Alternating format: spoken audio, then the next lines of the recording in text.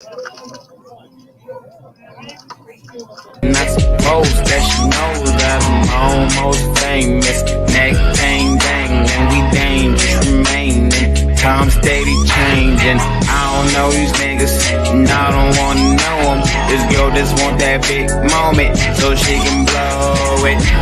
That's bogus, but I don't tell her what's what. Don't wanna be stuck, cause she's so starstruck. Wanna be around us, but I just rather play the field, rather keep it real, rather take you out, rather tell you how I feel, and show you that this game is for real. Cause I know that you're in love, you're looking for a star. Walked all this way to find a man with a car, hanging at the bar, champagne, caviar. No, you never seen a nigga like this, like this.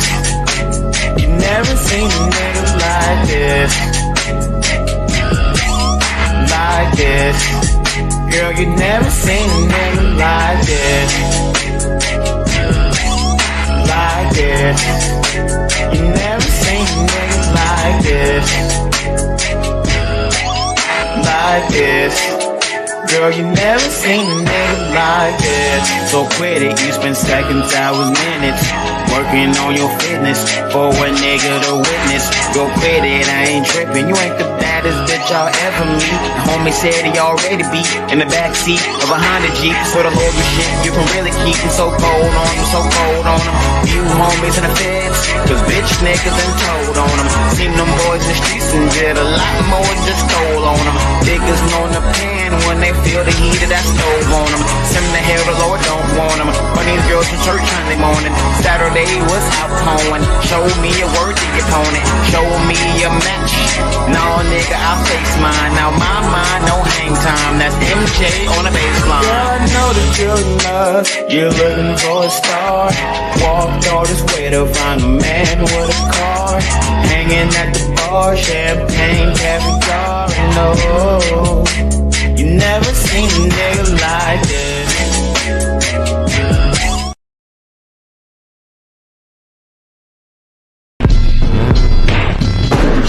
Wanna see my cars on flatbed. Hey, this is a session, selling that crack deal. Niggas selling super sour and bionic glue, and got Superman powers when I'm stressed new. New Corvette. Niggas in the room.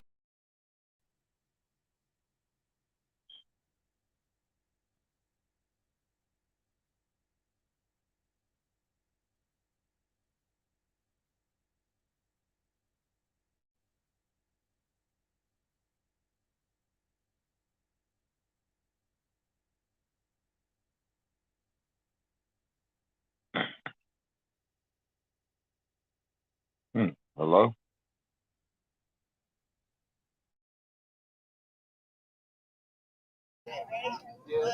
I'm trying to play this other clip.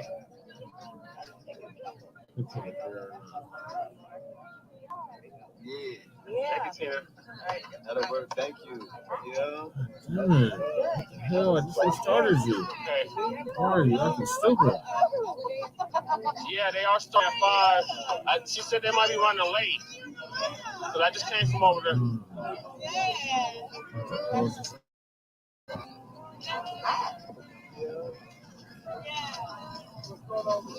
Come on, computer. What the hell? Sorry, man. I'm having technical difficulties now. Computer done froze You up. want to put this on now? You want to put the earrings on now?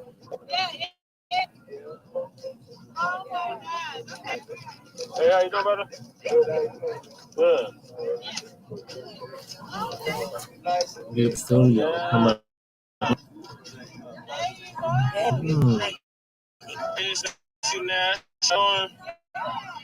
It's a beautiful black day. We're out.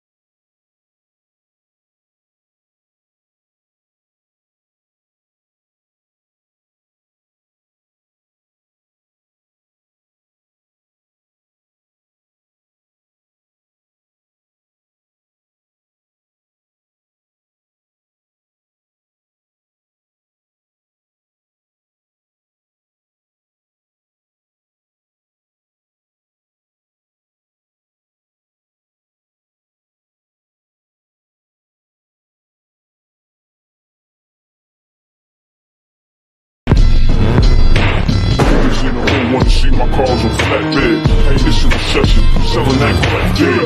Niggas selling suicide one bionic glue, and got Superman powers with a trash new. New Corvette looking like a transformer. No seatbelt screaming on my damn lawyer. Damn, I'm knee deep in the projects, and Hollywood ain't accepting no nigga from the project. New Corvette looking like a transformer. No seatbelt screaming on my damn lawyer. Damn, I'm knee deep in the projects, and Hollywood ain't accepting no nigga from the project. New Corvette looking like a transformer. No seatbelt screaming on my damn lawyer. New Corvette looking like a transformer. No seatbelt screaming on my damn lawyer. New Corvette looking like a transformer. No seatbelt screaming on my damn lawyer. Damn, I'm knee deep in the projects, and Hollywood ain't accepting no nigga from the project. New Corvette looking like a transformer.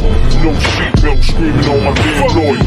Damn, I'm knee deep in the projects, and Hollywood ain't accepting no nigga from the project. New Corvette looking like a transformer. No seatbelt screaming on my damn lawyer. Damn, I'm knee deep in the projects, and Hollywood ain't accepting no nigga from the project.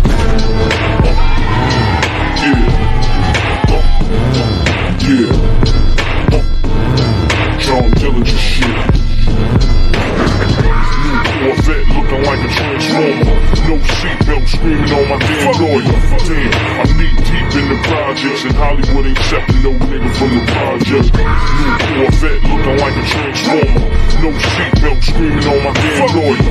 Damn, I'm knee deep in the projects, and Hollywood ain't accepting no nigga from the project.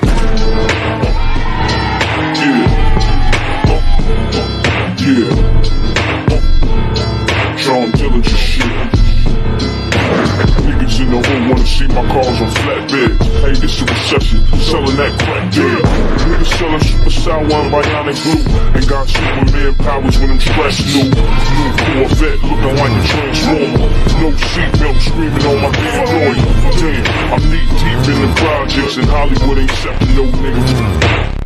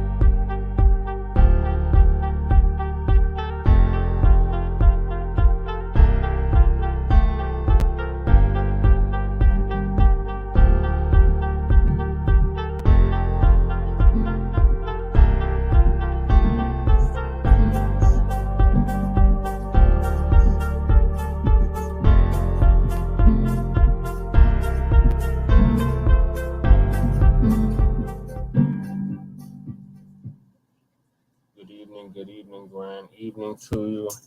This is Chan Kruma, host of Front Line Blacc News. And we'll be joined with Lady Che when she wakes up. And our West Coast correspondent, Sabaka Sengori, will be joining us shortly. And we have our anchor man, Ramel Understanding, who is a political prisoner in the Carlo State Mental Hospital, on the line as well. Say hi to the people, Ramel.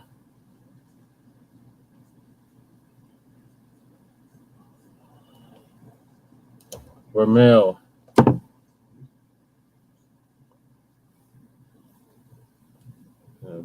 Good. Say hi to the people. We're live. Online campaign. That's what I'm saying. Right. And on tonight's episode, story episode 14 of the Frontline Blacc News, we will be discussing several things. The first thing is not letting up on them tangibles, Black family. This is the year and the decade of tangibles. So any politician not seeking your vote demands something tangible for your vote. So that's our first topic, tangibles 2023 to tangibles 2024. Then the next thing we'll be discussing is Dr. Claude Anderson. Shout out to Dr. Claude Anderson.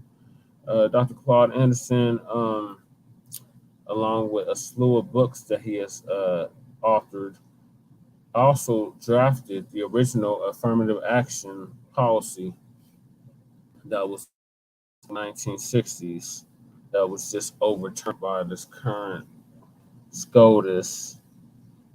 It just freeze up.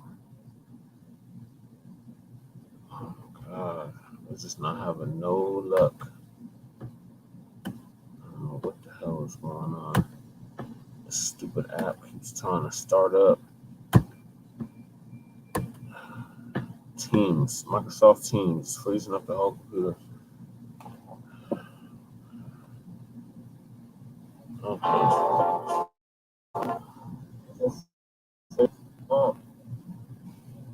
Y'all can hear me, but I don't close it. All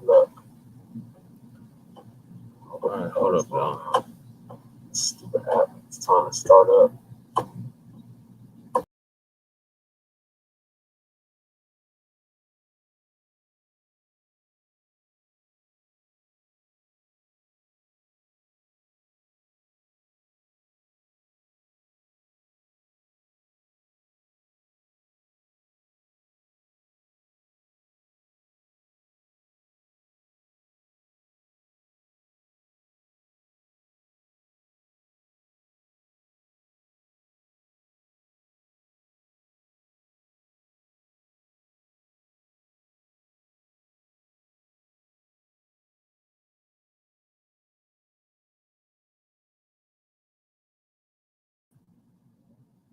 Thank you for bearing with us, Black family. We're having technical difficulties again.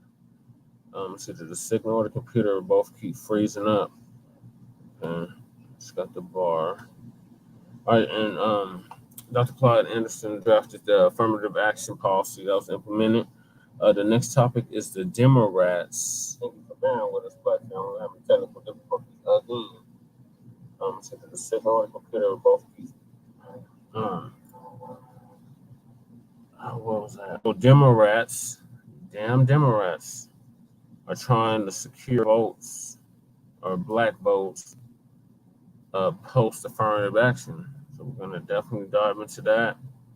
There's a no Michigan law, and it's a 5-year prison sentence for misgendering one of those alphabet people. The next topic is Mutulu. Shout out to our false comrade and soldier, Mutulu Shakur, who was Tupac Shakur's stepfather. He just got out of prison after serving 35 years in prison for a crime he did not commit, and he just died. What was that? Last night. So we're gonna definitely dive into that, and then that's crazy. How did he die, dude? I don't know. He just got out too, Ramel. They said he had cancer or something else. My God. But yeah, we're gonna definitely go into that, and then got a non-citizen policy on verge of approval in Chicago. Black Chicagoans, y'all need to recall Brandon Johnson. She is not doing the will of the people at all. And he's flooding migrants into the south side, left and right. Got them in the jail. It's crazy over there. So we're going to definitely dive into that. And then we got the Republikkkans with a triple K trying to outlaw foundational Black Americans, descendants of American chattel slavery, reparations, y'all, with the new bill. Okay, Shabaka, I see you. But me and Lady Che just came from, that's why Lady Che is knocked out, the 37th annual Black Arts Festival. Black Arts Festival that's taking place this weekend. It started yesterday, Friday, and took place today, Saturday, and the last day.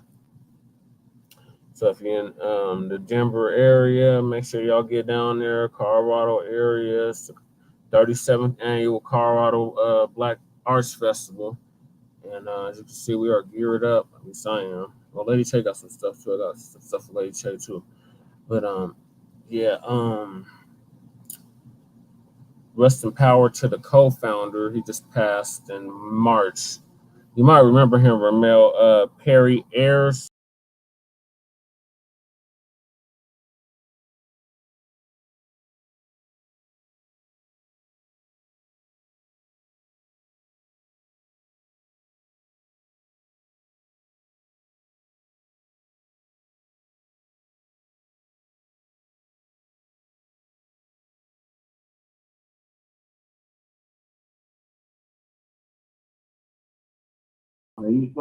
Yes.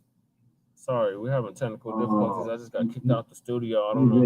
He's a Semitic science. Yeah, he was in all that, Ramel. The dude was like, Perry Ayers almost 70. I'll tell you where he lives. He lives off of Downey. He lives off of 22nd and Lafayette or something. Yeah, he stay on the east side, but he just passed away, Ramel, in March. It was him and it was for a brother. I think the other brother was actually from Africa. Started it together 37 years ago, and it's been going on for 37 years. It's like literally a year older than me. The Black Arts Festival is older.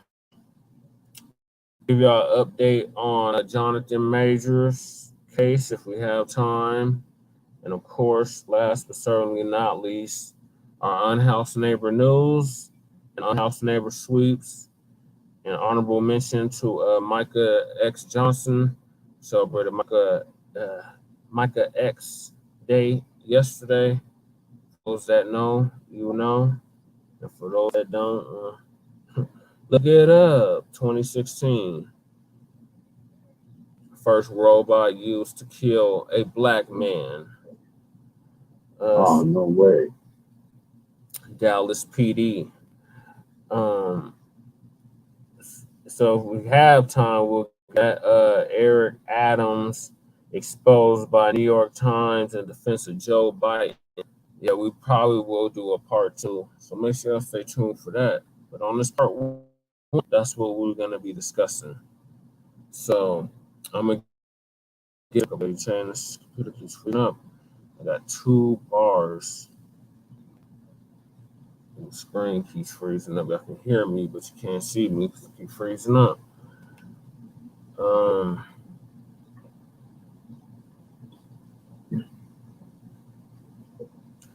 So if y'all can hear me, this is the year and the decade of tangibles.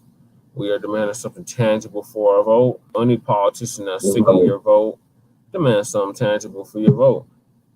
And there's Shabaka. I can't add them in. I think I added you, Brother Shabaka. Chad. Can you hear? Yeah, I can hear you. Can you hear me? It keeps kicking me off.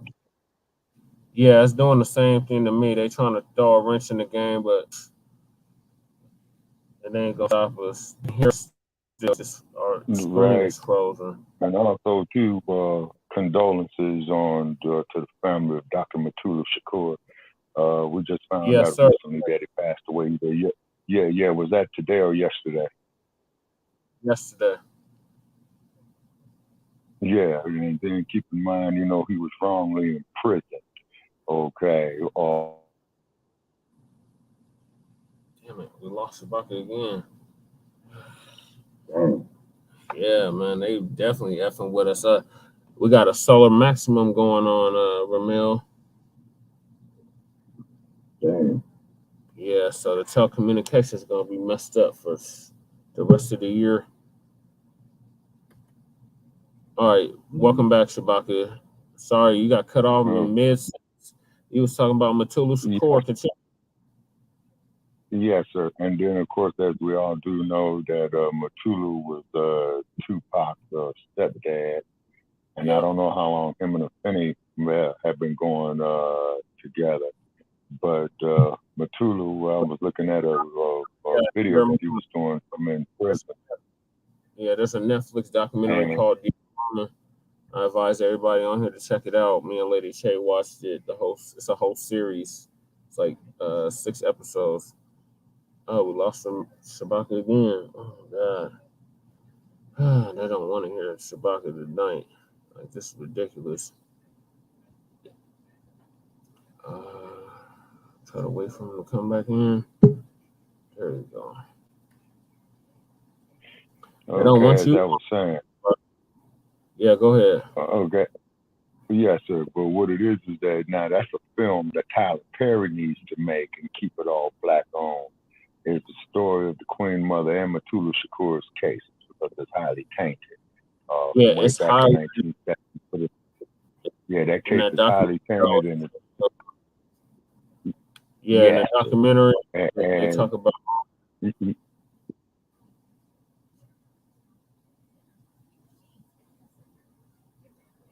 Okay, brother, Can you Jay, hear me? you there? Yeah, you paid me that. Okay, but I was just gonna say I'm gonna try to get this much in as I can. Okay. Is that damn it, they keep kicking them out. It's like the third or fourth time they kicked them out the studio. Oh God. Okay, I'm gonna wait for him one more time.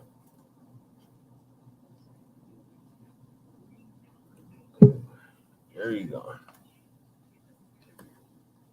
And now I want you to talk tonight, Shabaka. Go ahead. Yeah. Well, okay, but any films that's dealing with our history, man, okay, that revenue needs to be coming straight to us and to fuck all these other groups, man. You know what I'm saying? We don't need to be behind these motherfuckers for our projects. You see what I'm saying? Because they damn sure don't do it for us. You see? And now what's happening is with the fervor that you got going on across the country, if we ever come across Sarge again, and I know we all love Sarge, but it came across my attention that in Chicago. Who the hell is we? They keep kicking about. Oh my God, Ramel. They literally keep kicking Shabaka out the studio. All right, yeah. So this is a year and a decade of tangibles. Demand something tangible for your vote, Black family. Stop just voting, just be voting. And rest in power too. Okay, we're gonna try to try again. Films that is dealing with our history, man, should be produced by us and for us. And all the jobs on making a motion picture that's dealing with our history should be jobs for us only. Okay, it's because let's face it, fellas and ladies and gentlemen, integration didn't work, man. You know what I'm saying? And we make me say this, particularly in the passing of Dr. Oh God. It's not having a, let's see if it's on the Wi-Fi using this data. I think it's because he's low on data. His data should have rebooted by now,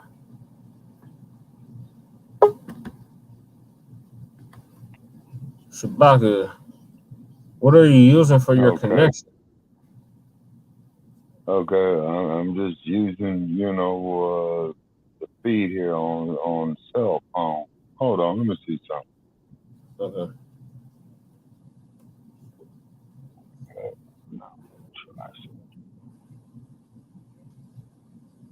Okay, what about now?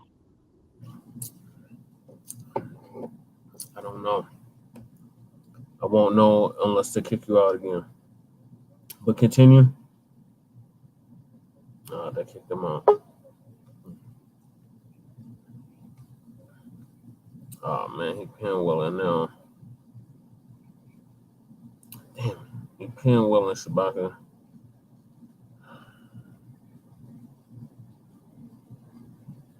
I don't even know how I can let him know.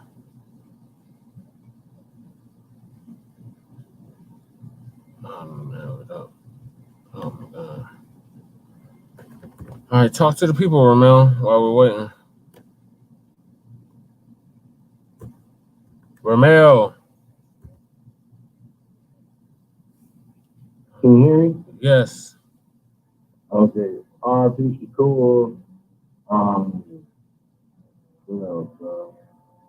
RIP Reparations from the Black Arts Festival. Yeah, Perry.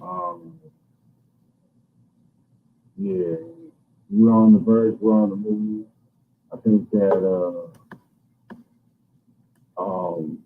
Harris is going to win the next office he runs for, which is what? That'll be 2027 or 2024. All right, Shabaka's back. Yeah.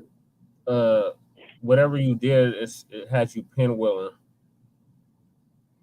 Okay, it has me pinwheeling. Yeah. Oh, man. Okay, they don't want the truth out, man. That's okay. You need a strong internet connection, Shabaka. Do you have Wi-Fi or are you just on the data? Okay, hold on. Yeah, I went to the Wi-Fi. Hold on, let me see something here. Okay. Okay. All right, I had two windows open. All right. Okay, but Dr. Mutulu Shakur, he was only 22, 23 years old, you know, when it went down back in 1970.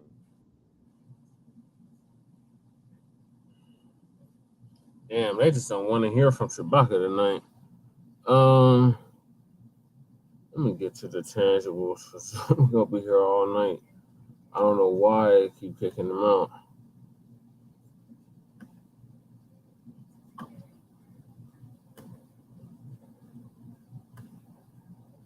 Thank you, whoever's viewing us, for sticking with us.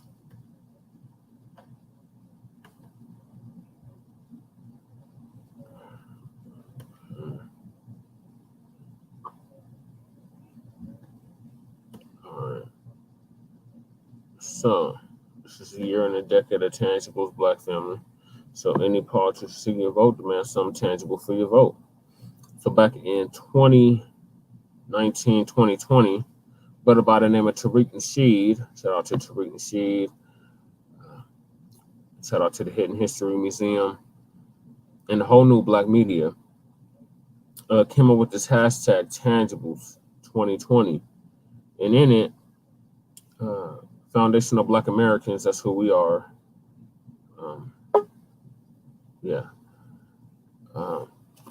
There's Shabaka. Shabaka back in here. But as I was saying, is that Dr. Shakur was innocent, the Queen Mother was innocent, all of them was innocent. It was that punk-ass Hoover, man, that hated the party for what it stood for, man, and they framed that them in that case. And then also to the New Jersey police officer. Oh man, they don't want to hear from Shabaka. I don't know, whatever connection he's using, it's not working. Yeah, so back in 2020, about the name Tariq Nasheed, like I said, came up with the hashtag tangibles 2020. And then he was talking about the presidential elections and what we, foundational Black Americans, are going to demand from the political system. So I'm going to read that, and then we're going to give some commentary on that. So everything is the same minus the year. So the next presidential election is in 2024. So 2020 has been changed to 2024. Everything else remains the same. The 2024 presidential elections are coming up. And foundational Black Americans are going to reject the 50-year-old malign neglect policy that has been implemented by the political system. This malign neglect policy mandates that Black Americans should be ignored and only mentioned in vague and non-specific terms.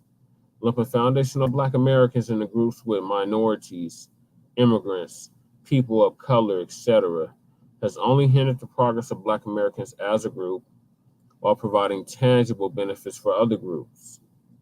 In this election cycle, Black Americans are going to insist that our needs are swiftly met by politicians who are seeking our vote. Foundational Black Americans want tangible benefits specifically for us. We do not want trickle-down secondary benefits that are provided for every group. Every group has not been systematically marginalized and disenfranchised in every area of society as foundational Black Americans. So we refuse to be lumped in with groups who often assist in the exploitation and disenfranchisement of Black Americans. So politicians must offer tangibles, specifically to foundational Black Americans, or we simply will not vote for them. Be sure to spread this message far and wide on social media using the hashtag Tangibles2020. And since it's 2023, it's Tangibles 2023.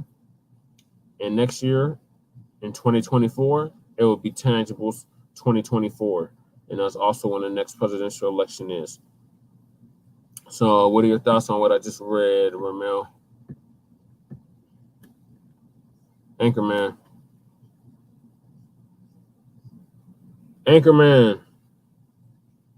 Yes. What are your thoughts? Oh, okay. I couldn't hear you. My bad. It went out. Yeah. I couldn't hear nothing you just said, Jim. My bad. It went out. Okay. What are your thoughts on the tangibles? Huh? What are your thoughts on tangibles? Oh, tangibles is rules to get paid and change. You know what I'm saying? You know, we want our money now. Black people in America want money now. Yeah. We like to the colonizers. What is that shit? Stop being new colonies. What is that shit? Checking the cash. I want my money now, goddammit. Cut the goddamn check. You said stop the neo-colonialists? Yeah, no. Stop being a neo-colonialist. All the motherfuckers that don't want Black people in America to get paid. Oh, yeah. Well, we say to them, you sue your colonizer, goddammit. Yeah. He's not asking for freedom money. He's asking for money that has been used. That's old, goddammit. It's old. It's a debt that's old. Exactly. That's all it's on. You know what I'm saying? Because they benefited off the money they made off the slaves. You know, so it should be a large fortune. I'm sure parents want kids in 50s, 20s, and 10s. Yeah. So, you know, changes, we need those changes. And anybody what's great about America is that when people oppose ideas such as that or bills and movements like that, they identify themselves as neo-colonial. Mm-hmm. That's what they do. So the motherfuckers that go against anything that benefits the original people, when I say the original, like the original people, they have identified themselves as neo-colonialists and as an enemy to our people. Exactly. So they're doing you a favor by saying they don't want to do it. They letting you know which side they on. Yeah. So, you know, and all the moving, shaking, and trying to act like they're doing some shit. What they're doing is they're telling on themselves. Yeah, like Jeff Fart. Yeah, but Jeff, you can see him a mile away. Yeah, that is true.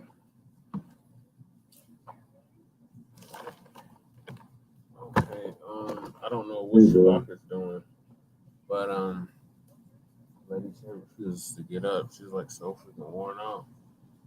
Lady Che, we are live. She just want to sleep. Hell yeah, me too.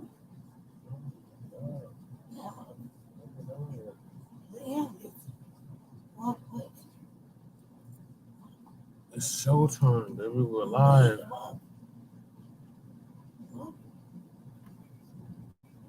Lady Che is up, y'all. Okay, so what are your thoughts on tangibles if you're up? I can't hear you. You have to speak up. Nobody can hear you. Can you hear her, man? Jesse, I lost my voice. No. You know that, right? No. They don't know I lost my voice. No. No one knows. No. Why did you tell them? I didn't know. Oh, you didn't know I lost my voice? No. Since yesterday. No. I didn't do no videos with me. Oh my God. Lady Che is having a hard time hearing. Shabaka, please try to finish your thought. I don't know what the hell's going on. I nobody know I lost my voice. No. Last week I lost my voice. That was like 2 weeks ago. Right. But all day long we were together. I didn't lose my voice. No, I didn't know you lost your voice. You see, you couldn't hear me all day. No.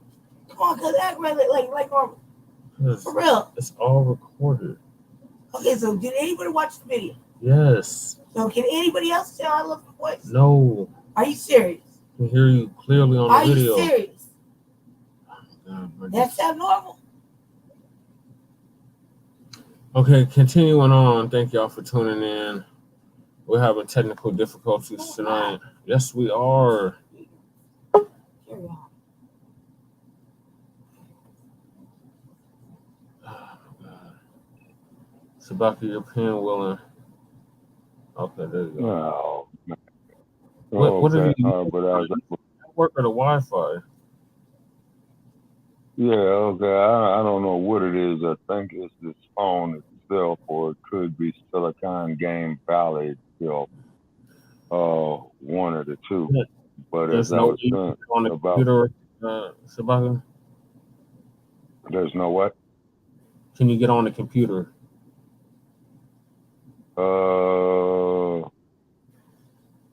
I don't know. Okay. I don't know. Because I used to be able to do it here off this phone. But then, okay. All right, how am I sounding now? You sounding clearer. The video's freezing though. He got kicked out again. He's gonna have to get on the computer. All right, well, since nobody has no thoughts on tangibles, I'll move us on to the next topic. Demand something tangible for your vote, Black family. They can't hear you. Can you hear me?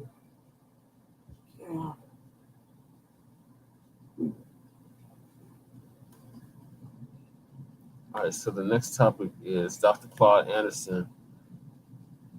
Our good brother, Dr. Claude Anderson. If you haven't gotten Powernomics, you definitely should. And he has a slew of other books, but those are definitely the books you want to check out, Powernomics. He drafted the original affirmative action policy back in the 1960s, 70s. So we're going to go over that real quick since the Supreme Court, or the SCOTUS, just voted down affirmative action at the college admission level. And if you really look at it, Black family, affirmative action did not benefit us.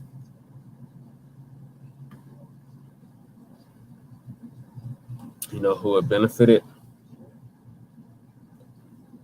Everybody but us, specifically white women.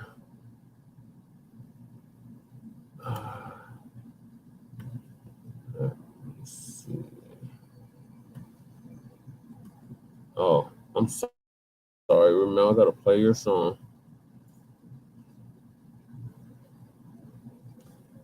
The Anchorman would love for us to play a song, so I'm gonna do that right now.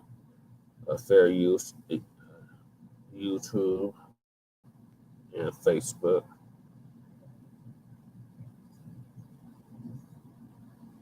This is Blizzard the God presents Vote 7, Love, Hell, or Right, Track 2.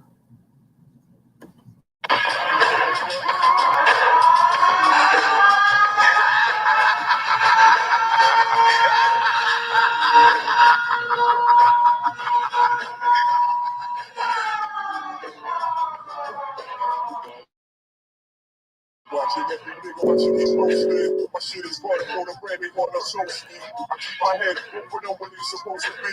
Holes and get just sidetracked and clap up close feet. I don't sleep, I'm tired, I feel wired like codeine. These days, brother, got it with my green from cold beans. So wait, my pain, wish you was what you see. What's up? Fries or free to see. Can't lie, at the time it never bothered me. At the bar, getting my blood on properly. I swore to me lack of respect for the quality. Laughing hard, happy to be escaping poverty. However, wait, I know each game got valleys and peaks. Expectation for this, for precipitation is that shit's all me. The youth I used to be, so to see the villain no more. Big Willie, my game is growing, before you call me Willie. Feeling for revenues, for living like Janet Revenues. Round 7, choose the hands to the right. Forgetting all I ever knew, convenient amnesia. I suggest you call my lawyer, I know the procedure. Lock my body jam, trap my mind easily. Explain why we can take the crime. I'd rather drop the noise than live dormant, that's how we own it. Live at the main event, I better trip the now we own it. Residential suites, my residentials for the weekend. Confidentially speaking in code since I sent you speaking. NSF rental, don't fool, my game is mental. All out of town, dog, she's trying to get into. Leave, no speaking, see ya, need an epic rap. Meet me by the one that's upset G, y'all. This way no more when these friends and gather, think they free, y'all. And we can have a pleasant time sipping margaritas, yeah. Can I live? Can I live? My mind is infested with sick across the circle like a Lexus. If you're wrong, it should hurt you. Don't level like complexes. And unity, my crew will be committed atrocities like we got immunity. You guessed it, manifested intentional goods. Platinum Rolex, we release, we buy the whole car. Shoot, my confederation, detonation, explode on detonation. Overload, the mind of the set patient. When it boils the steam, it comes through, we open. Gotta do, even righteous minds don't do this. True this, street scholars can spend our money foolish. Arm with shoulders and watch over shoulders. I stepped it up another level, meditated like the Buddhist. Recruited no tennis with ludicrous. Our dreams are getting free, let's do this. Against TBS, so I keep one eye open like CBS. See me stress, right? Can I live? Hey, welcome back, Shabaka. Can I live? No, can you hear me? Yes. Can I live? Oh, okay, playing the mixtape. Okay. Can I live? Can I live? Can I live? All right, Mel, we played your track. What's your thoughts?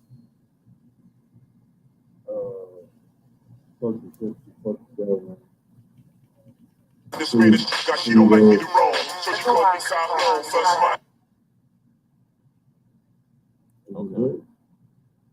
Yeah, it was the next track. I was on a playlist. All right, so I'm gonna move us on. Thank you, Ramel, for that wonderful track. We got the Supreme Court of the United States ruling on affirmative action, and Dr. Claude Anderson was the one that helped establish the language for lineage-based reparations, or actually says Supreme Court of the United States ruling on affirmative action helped establish language for lineage-based reparations. Gotta bring Shabaka back in. Shabaka. Yes, sir. Shabaka. Yeah. Yeah. What it is, man, I don't know if it's his phone or what.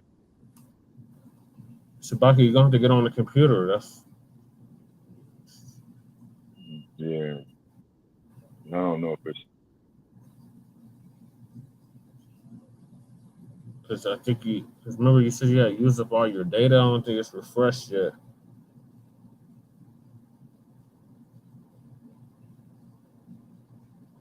Shabaka? Awesome again. Oh my God, it's not meant to be.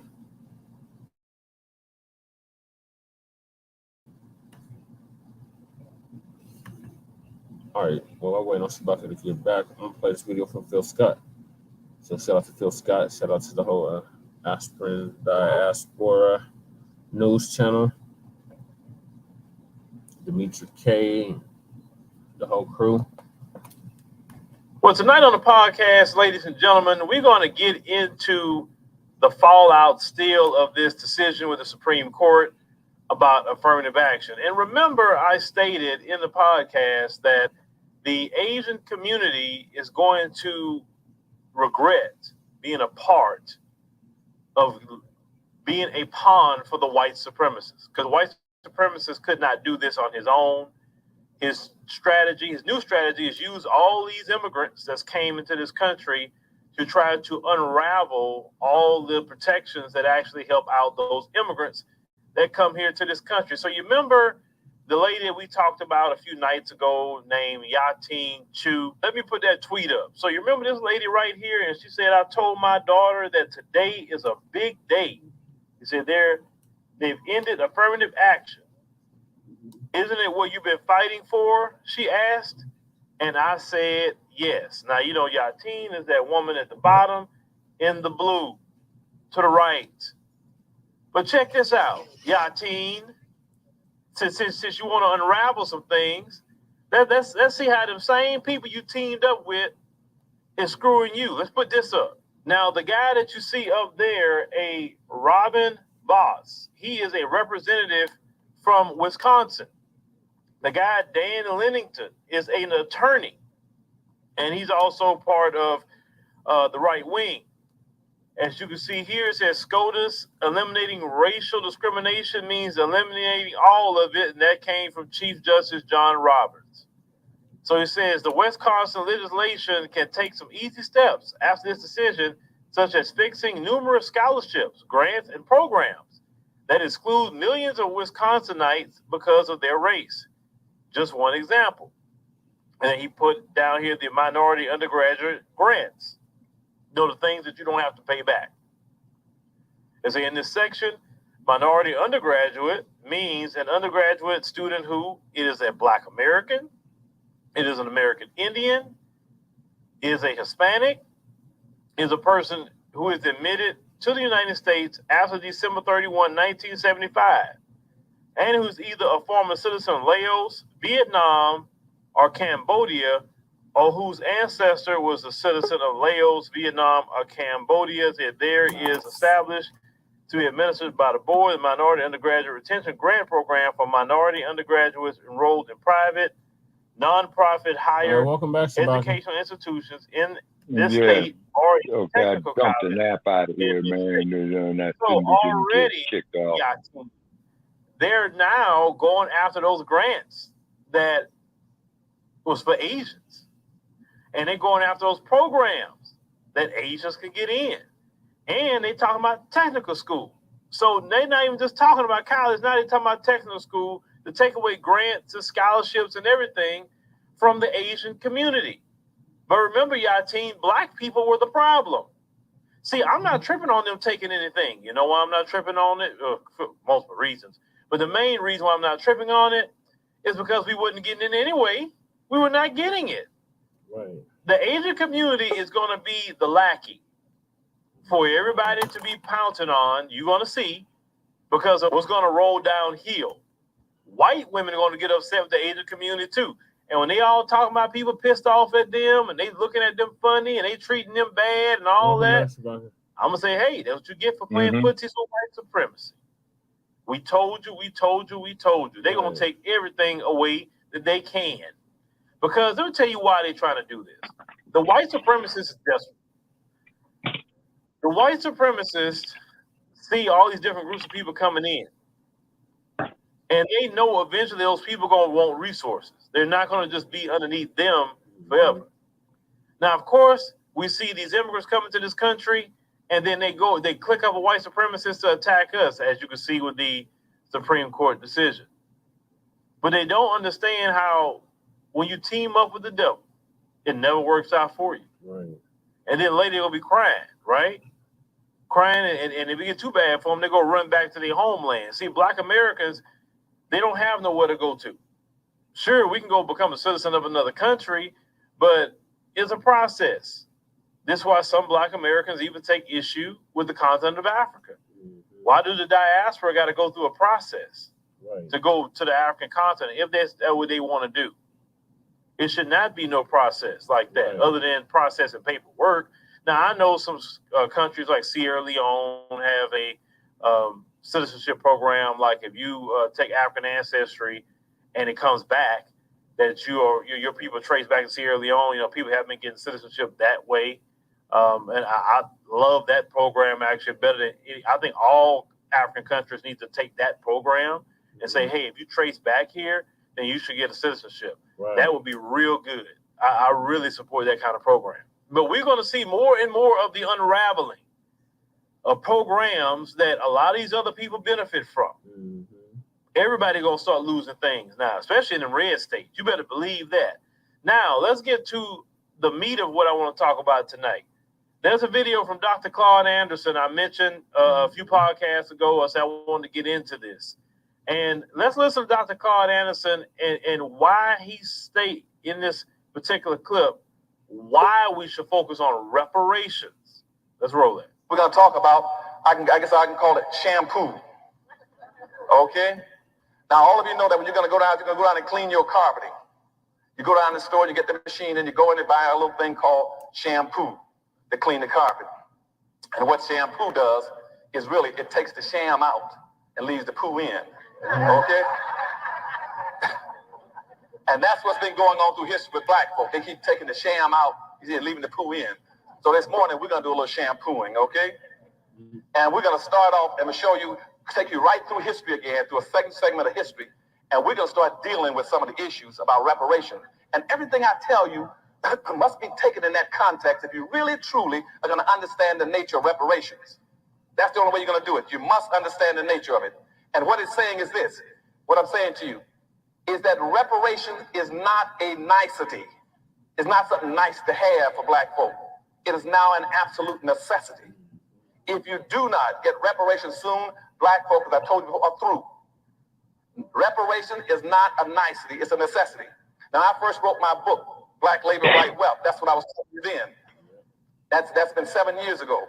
When I wrote the first affirmative action plan in the United States in 1971 that Jeb Bush just killed in Florida, as you all been reading about in the paper. I wrote that plan in 1971 as reparations for Black folk. And nobody was giving anything to Black folk for reparations at that time, but it was killed off within 6 months. It was converted to things for minority, women, children, gay, handicapped, midgets, humpbacks, everybody else. Everybody but Black folk. And it was diluted down and Black folk got nothing out of it. So affirmative action was dead 6 months after I put it on the board. But now they've been given the pretense that somehow they've had affirmative action all these years. And they haven't had anything for Black folk. Black folk haven't gotten anything out of affirmative action. And so in a way, I'm glad that affirmative action is now dead. I want them to bury it, throw flowers, commemorate, let it go. Now I want Black folks to go to reparations. Because that's the only way. You've got to have reparations. There's no other choice. So as you heard Dr. Claude Anderson, he said that let affirmative action die. He created affirmative action in Florida. He was the creator of it. And he said within 6 months, they undermined it. They muddied the water. They made it where it didn't even benefit Black people as it should have benefited Black people, those who are descendants of slaves. It did not benefit us at all. But he said focus on reparations, and lineage-based reparations is important.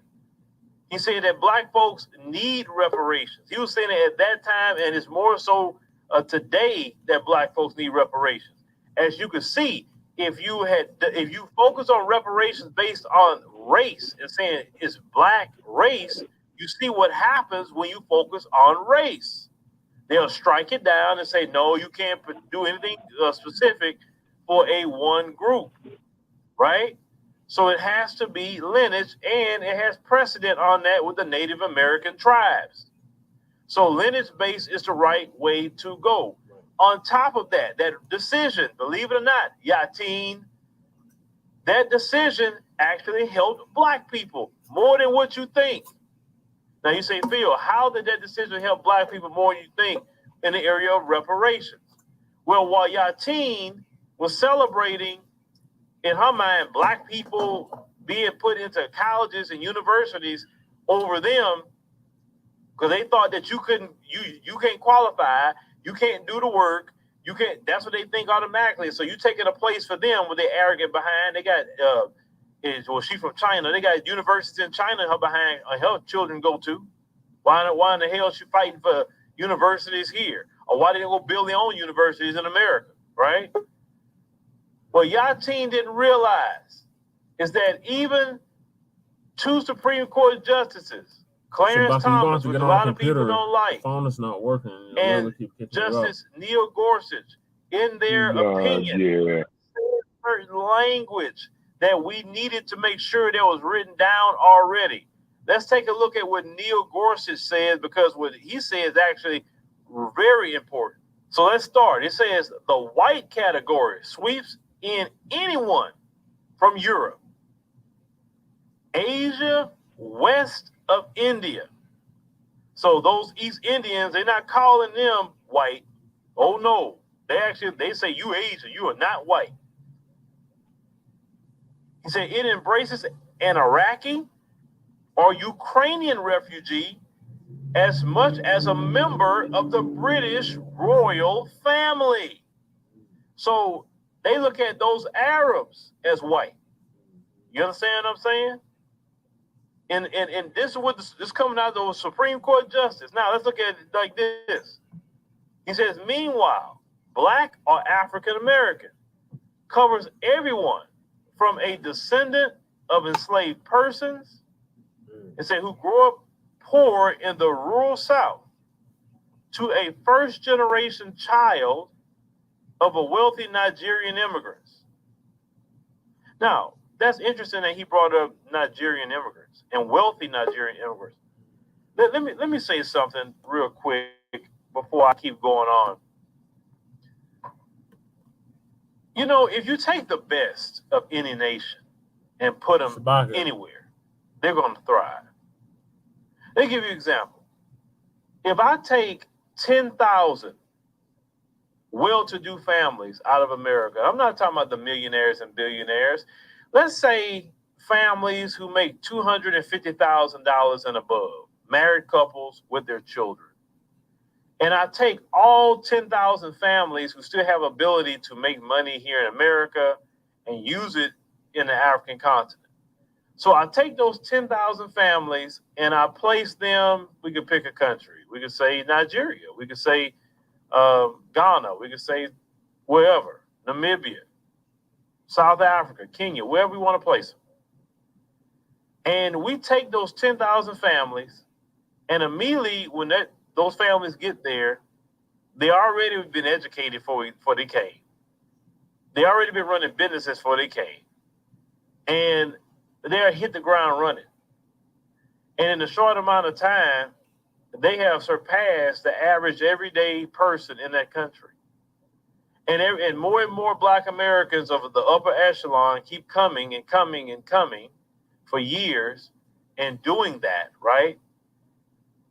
If you look at the statistics of those Black people will earn more, have more education, their families will stay together, etc. Versus the average everyday person in that country who's struggling, who's suffering, they won't have the access to income, the access to the best schools, access to people in government, access to judges, law enforcement, so things can go their way when their kids get into trouble. And then if those people start saying, well, hey, I came over here to Namibia, and within 5 years, I done passed all y'all. How I'm doing it? And then the people be looking like, what? You come in here with an advantage. So a lot of times what happens with immigrants, even those who come from certain countries, they're not the average everyday person that's getting up 4 or 5 o'clock in the morning, getting on a tuk-tuk, getting on a boda, and trying to go to work every day. Yeah. It's those people. Okay. It's the upper echelon people in these African countries with government officials' kids have certain ties. You know, certain government officials who sold out to the West, sending their kids over here, or their families over here. And then what the United States do, especially here, let's say if there was a doctor already over there in Nigeria, they'll make them go back to school here. But since they already was a doctor, I mean, shoot, you can breathe through school. I mean, shoot, you already know the job, right? And then they give their kids opportunities and different things like that. So if you bring the best of the best here, you bring the best of India here, you bring the best of China here, of course they're going to do better than the average citizen because you're bringing the best. I just wanted to put that in there because people don't understand now. When you're talking about those coming from Latin America and through that southern border, that's just your labor class. That's not your top of the echelon people coming across that way because upper class people are not going to be going through no trek through Mexico on foot. They're not about to do that. That's your labor class coming over here for those low skill work jobs. Your upper echelon people, that's their kids are going to Harvard. All these African immigrants, Caribbean immigrants, Indian immigrants, Chinese. Shabaku. Yeah. If this continues, you're gonna have to get on the computer. Are you on the computer or are you still on the cell phone?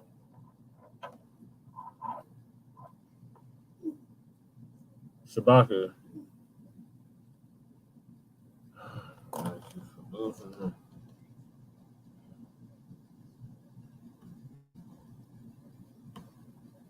Ramel, are you still there?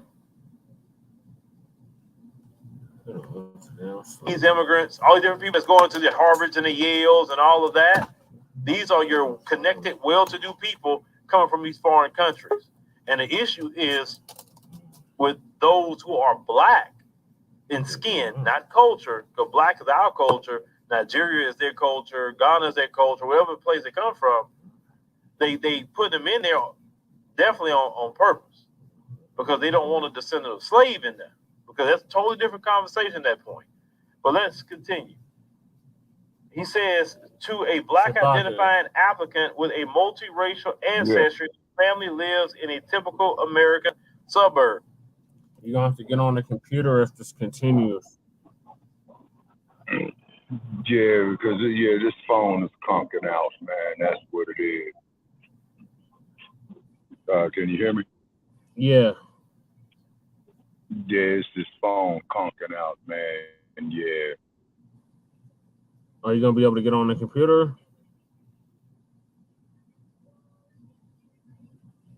You got lost them again.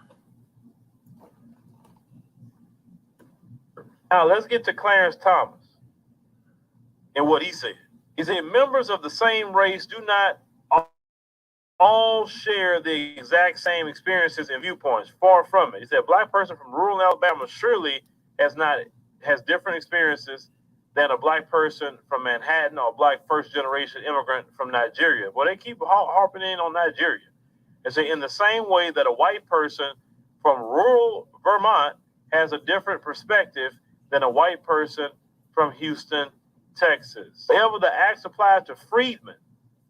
You see, refugees, a formerly race-neutral category, not blacks writ large, and because not all blacks in the United States were former slaves, freedmen was decidedly under-inclusive proxy for race.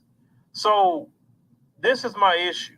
I'm not talking about Clarence Thomas's explanation, but you got on record, I think Ketanji Brown Jackson also called this descendants of slaves. She called this freedmen as well. You have the Supreme Court justices are saying that term. You know, also Justice Brett Kavanaugh talked about descendants of slaves in certain opinions too. So when the Supreme Court justices are putting that down, that term, that delineation term, calling us freedmen, calling us descendants of slaves, that helps Black America with lineage-based reparations. You have to understand that, because now, since the Supreme Court, it says your group is a descendant of slaves or freedmen, and there's only one group of people that's a descendant of slaves in America, then you could keep going about lineage-based reparations, because now you have a standing with you having delineation outside of just black. You understand? Because if you just say, oh, well, all black people should get it for discrimination, it's not for discrimination. It's not for redlining and all of that. It is for slavery and the wealth that was built by the white supremacists off of our backs. This affirmative action thing, as Dr. Claude Anderson said, let it die, let it burn to the ground, because no affirmative action has not benefited Black America at all. It has benefited white America, white women in particular. After white women, it's benefited white LGBT, white disabled, white whoever, and then everybody else. These so-called minority grants and programs have not benefited Black America like it was supposed to. It has benefited everybody else. So don't let the Democrats play this trick game they're gonna play with you and try to say, hey, get us in there because they're gonna take away all those minority set-asides. No, let it go. Listen, they can take it a step further. I will say this. Hey, conservatives, white GOP conservatives, I want you to make sure you equalize the races in sports too, in college. Yeah, I want you, because see, you have all those black basketball players on there. I want you to say it's not equal and they should have an equality for white people. Because you know what they're doing now, right? The white supremacists now are saying that he's being discriminated against for his race. I mean, you can't make this up. You can't. So now they're victims now. Listen, the whole time they have been telling me and you to stop playing the victim. We always victim. You know, hey, get an education, go work, stop crying all the time. Now they're crying. Wait a minute, Mr. and Miss White Supremacists. I thought you said stop playing the victim, and now you're playing the victim? Yeah, that the pot calling the kettle black. So see, I told you, if they breathing and speaking to you, they lying. How many times I've told you that? Because the same thing they told you to stop doing, because actually you are a victim, and you're still being victimized at this hour, at this minute, at this second, you still being victimized by white supremacy. It's okay for them to cry victim. It's okay for them to cry discrimination all of a sudden now. Oh, I couldn't get into college because I'm white. I couldn't get into college. Do you know what kind of sick joke that is at this point?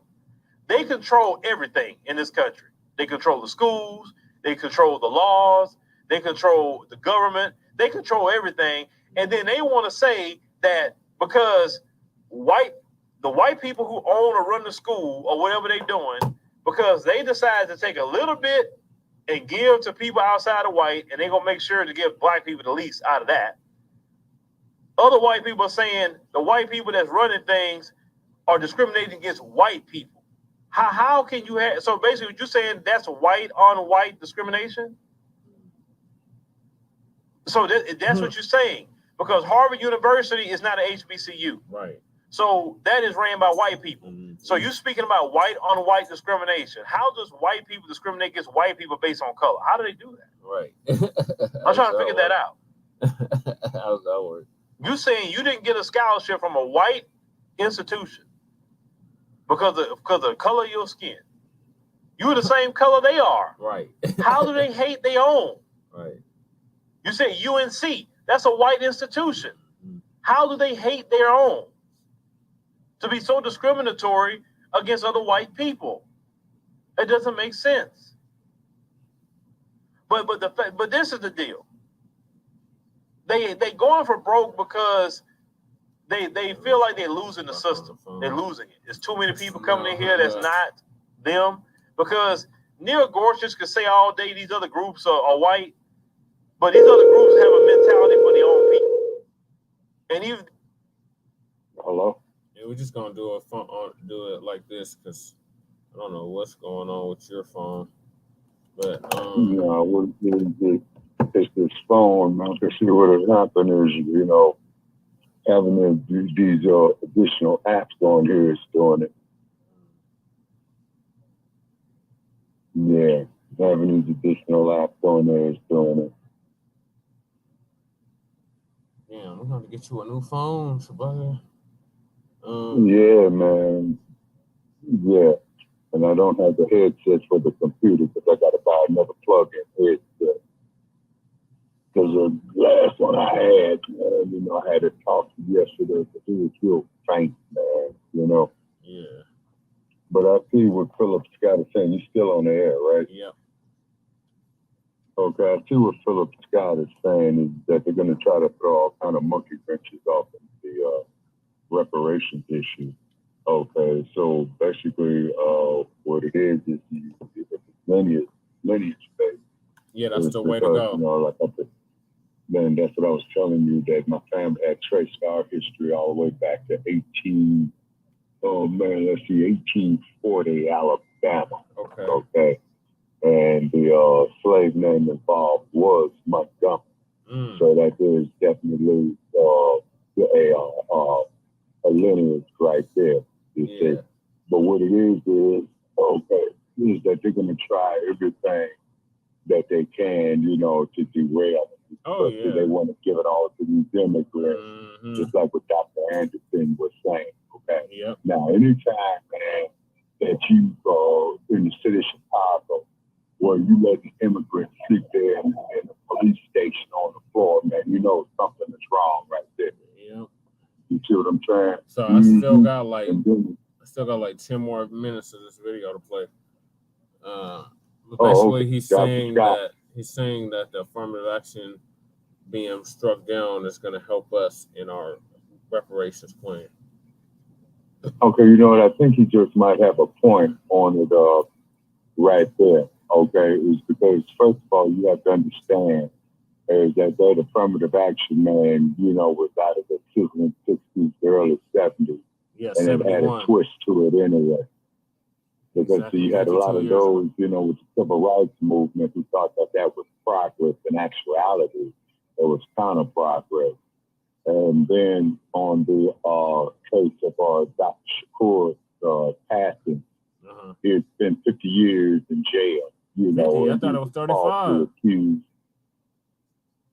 No, he went to prison, man. I think about 1973. Okay, so that's because 40, you got to remember with Dr. Shakur and Assata and Afeni and what have you, and the whole Black Panther Party period, there was all these charges that trumped up.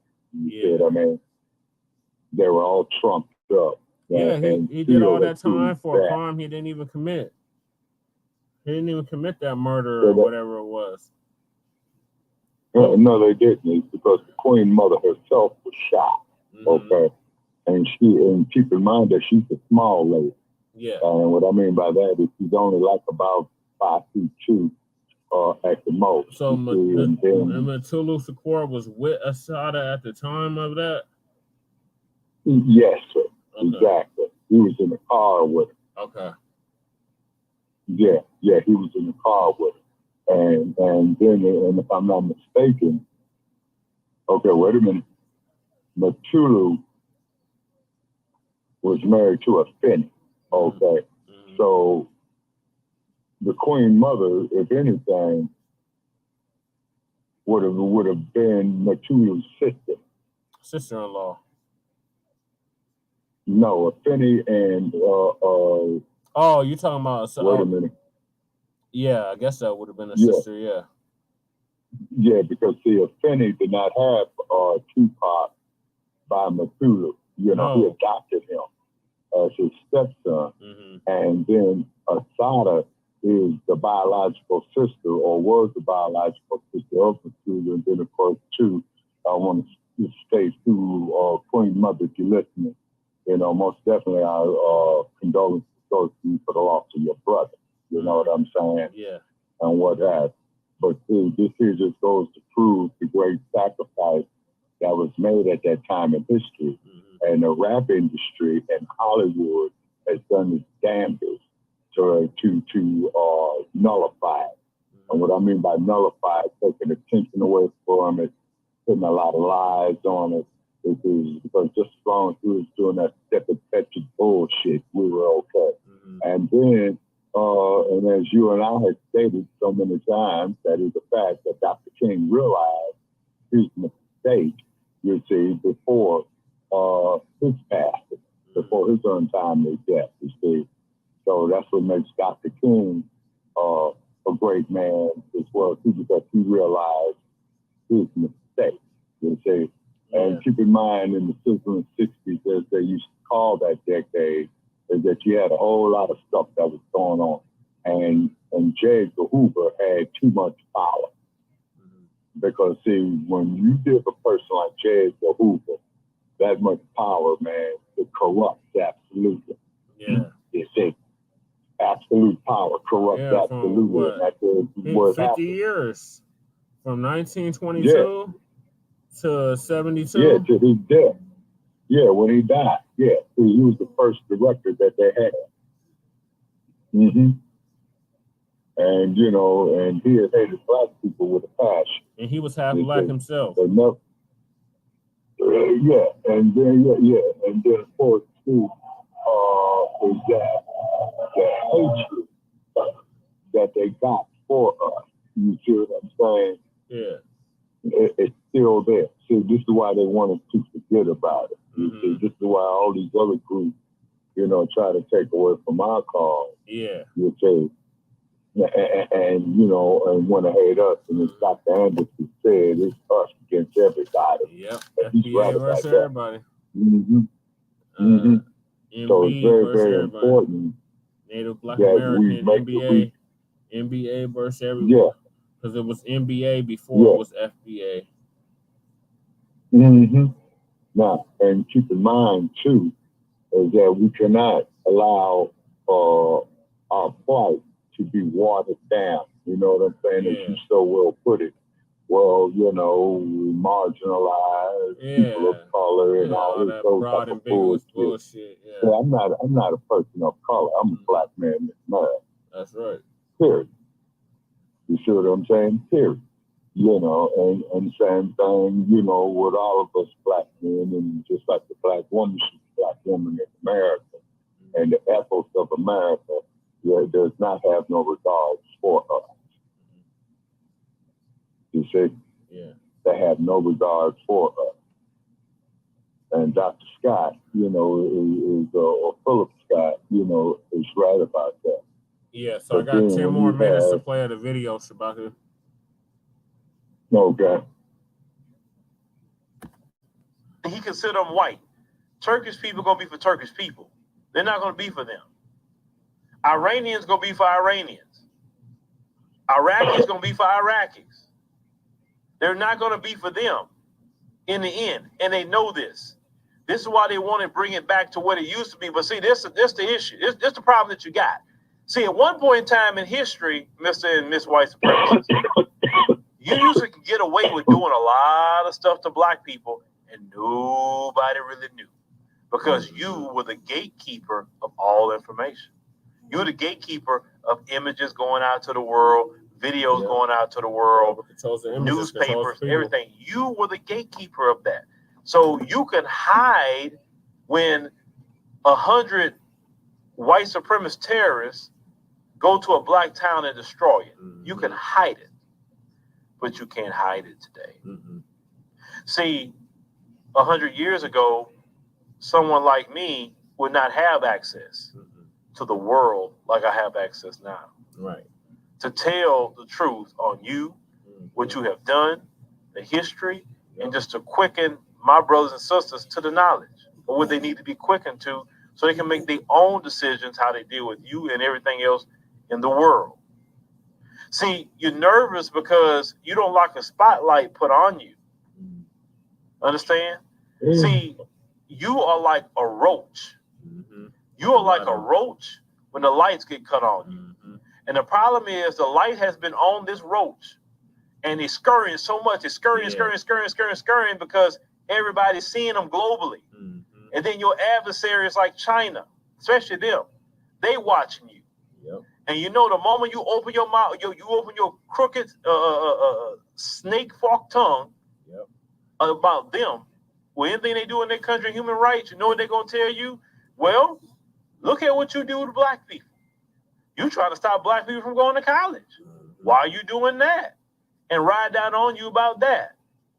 See, Black America, unfortunately, Mr. and Miss White supremacists, we are your Achilles heel globally. How you treat us, the world is watching. And if you do us right, the world's watching that too. You're trying to hold on to a system and you're losing your standing in that system every day. See, you can't walk around and go throughout the world telling people about democracy and Christianity and how great your society is when everyone is looking into your country and seeing that you can't even have a society without a crazed lunatic maniac from your community running up in a mall or some sort of store and they're not the place. If you got background noise, and it happens so much that American citizens are just used to it. Say, oh, another one, okay. That's how much your society has went into decay. The whole world sees that. On top of your racism, the world sees that. On top of the mass incarceration, which is slavery, the world sees that. Yeah. Everybody's seeing what you do now. Right. Everybody's getting educated about you now. Your ways, how you move. Yep. You can't walk around with your finger wagging no more. They see the agendas you're trying to push on other countries that you want to push on others. They see your racism. For instance, if you look at what's happening in the African continent about what they pushing LGBT, everyone, even in Africans, are saying, wait a minute, why are you pushing that here, but you're not going to Saudi Arabia pushing that? Right. I mean, they got the same laws. Why are you not threatening them with sanctions? Right. Because of racism. Because remember, Neil Gorsuch said people in Saudi Arabia is white. Hello. Saudi Arabians and all them Arabs in their mind is white. So they're not going to push on a white country in their mind an agenda. And why don't they say something to Russia? It's illegal over there in Russia too. Notice they never said they were going to try to sanction them for not accepting LGBT, but you're going to threaten black countries? The whole world is watching you. The whole world. So this is why you're getting desperate. This is why you get nervous. And listen, you will lose. You tried the Civil War. You lost that. Yeah, you tried to do everything you could to us during Jim Crow and all of that time. You lost that fight too.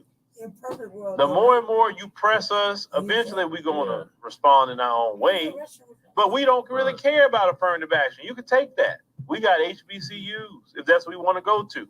Now, some of you may say, "Oh, but the HBCUs, or look what happened with Dion." Well, let me tell y'all something. Now that portion falls on us as a community. You fight white supremacy, but you can't clean up the mess in our own backyard.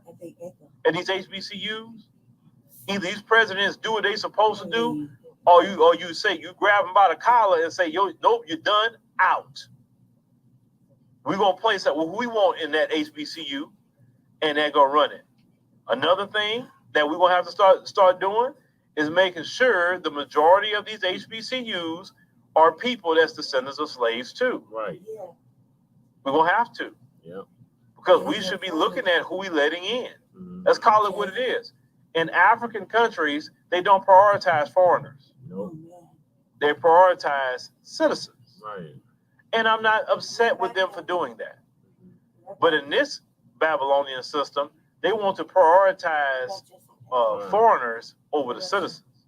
Okay. And this is what causes animosity and even causes xenophobia, because you're prioritizing foreigners over the citizens. Prime example, you have some of that going on in South Africa, where foreigners are being prioritized in certain arenas over citizens, and makes the people upset and say, "I don't want you here, go back," X, Y, and Z. Of course, to me, it's sad, because it is other black people they're talking about. Well, and I would say, look, if you want to be xenophobic, hey, get that colonizer out. Right. And then deal with the brothers and sisters. That's how I feel about that. Get that colonizer completely out your country. You know what I'm saying? Because I don't like that. We go.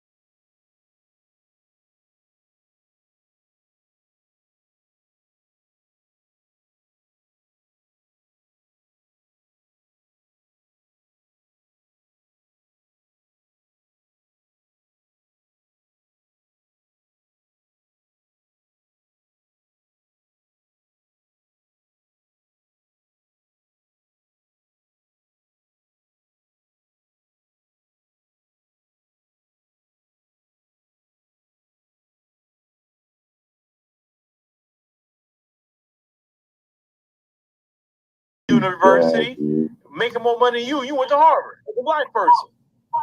You know what I'm saying? I mean, like, what? I'm like this. What's the point? I don't like the sabotage. I worked, jobs for the folks. I've been in the petrochemical industry, and all the knowledge I had, I should have been a plant manager or something. All the knowledge I had, I didn't get nowhere near it. Not because I wasn't a hard worker, not because I didn't show up to work on time or nothing like that. They just overlook black people. They don't appreciate black people, and that's fine because I work for myself, and I love every minute of it because I appreciate myself, and I work harder for myself than I ever work for somebody else. Right. I would never in my life work for anybody harder than I work for myself. Right. Shoot, the bare minimum. That's what I would do. The bare minimum, because as a black person, they don't give you the money you should get. It don't matter. It don't matter what profession you in. You work for the folks. You're undervalued. You're undermined and underpaid. Some of you may get scared about some of that stuff that's coming your way. Right. If you don't want to deal with any of that, and listen, I'm kind of more so like you, right? I don't really want to deal. Look, the older I get, the more I don't have patience. Right. For white supremacist antics. Mm-hmm. Karens, I don't have patience for it. Nope.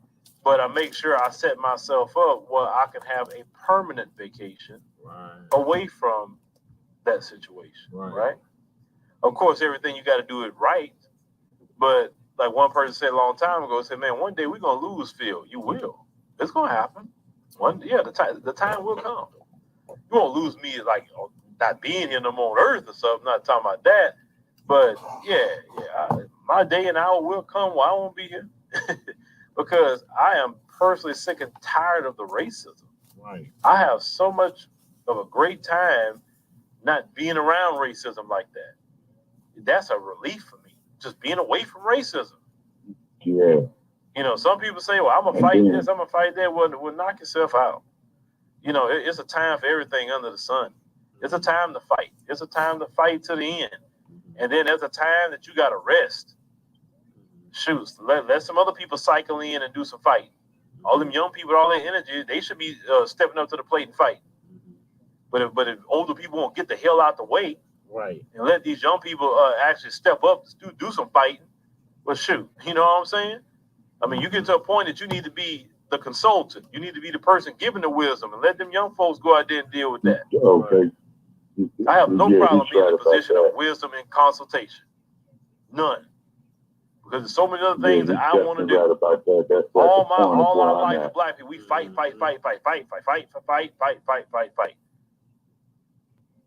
And you should not back down and you let anybody run over you. No, I'm not. I ain't no punk at all. Right. But it gets tiresome, and sometimes you just need a break. You may need a break, a month break.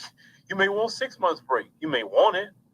Hell, you may say, I'm living my best life now. I'm done. I'm waking up in the morning, go work out, come back, chill my nerves, drink me some good fresh squeezed juice or something, and I'm just chilling. I'm not worrying with them folks no more. I'm done. But like I tell people, you're never done as long as you live in the West. Right. You always gonna be fighting them. If you're not fighting them physically, you're gonna be fighting them mentally. So every day you live in the Western world, you're gonna be fighting them. You ain't got no choice in the matter but to fight them. Because they sure gonna come after you. You can't go to the freaking grocery store without the potential of dealing with a freaking Karen. Yeah. That's fighting you. Yeah. The only time they halfway act decent is from my travels is when I'm in the African continent. Then they be on their P's and Q's a little bit more because they outnumbered. See, when they outnumbered, and that's why they don't want to be outnumbered. When they outnumbered, they know to check themselves. When they got the majority, they act more of a fool with you. I noticed that. Right. But we need to focus on reparations. The fight is reparations. Lineage-based reparations, period. Anybody come up talking about, well, why racism? No, I don't care about that. Let's call it what it is. If listen, my cousins from abroad, I love you. Oh, I love you. But y'all chose to come here. It's a choice. And some of your countries I've been to, sure you got problems, but you don't have these problems. Personally, I wouldn't. Knowing what I know, I wouldn't choose to come here. Not here. I'll go to another black nation on the African continent that's maybe in a better situation than my country. That's what I would do. Well, that's why you want to come over here and deal with this mess. Just saying, it doesn't make any sense. I mean, shoot, you got talent, you can always go make some money. Trust me on that. But reparations is the focus. Reparations is the fight. Lineage-based reparations. And now with that alley-oop with those Supreme Court opinions, you have more of a standing getting lineage-based reparations than any other type of reparations. Nobody talking about race. Somebody talking about, nope. Anybody talking about race-based reparations, they're trying to sell you down the river. Okay, but another thing though that has to be looked at is that you're going to have a whole lot of these white people who's going to try to claim this world too. Wait, what? Sabaku? I says what's going to happen too is that you're going to have a whole lot of these white folks going to try to claim it too. They can't. Yeah. They can't. Yeah. We know that they can't. But what they're going to do, man, they're going to use that as a tactic to tie it up in the court system. No, that's why it has to be lineage-based. The whole point of it being lineage-based is so they can't do that. Right. And then, too,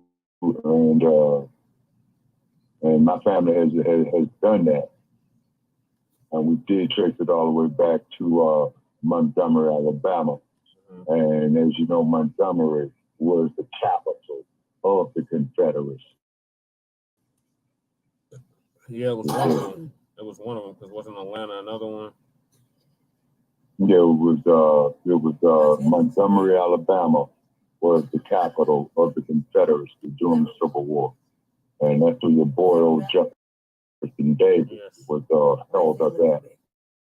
And then they even went so far as to produce as well, too.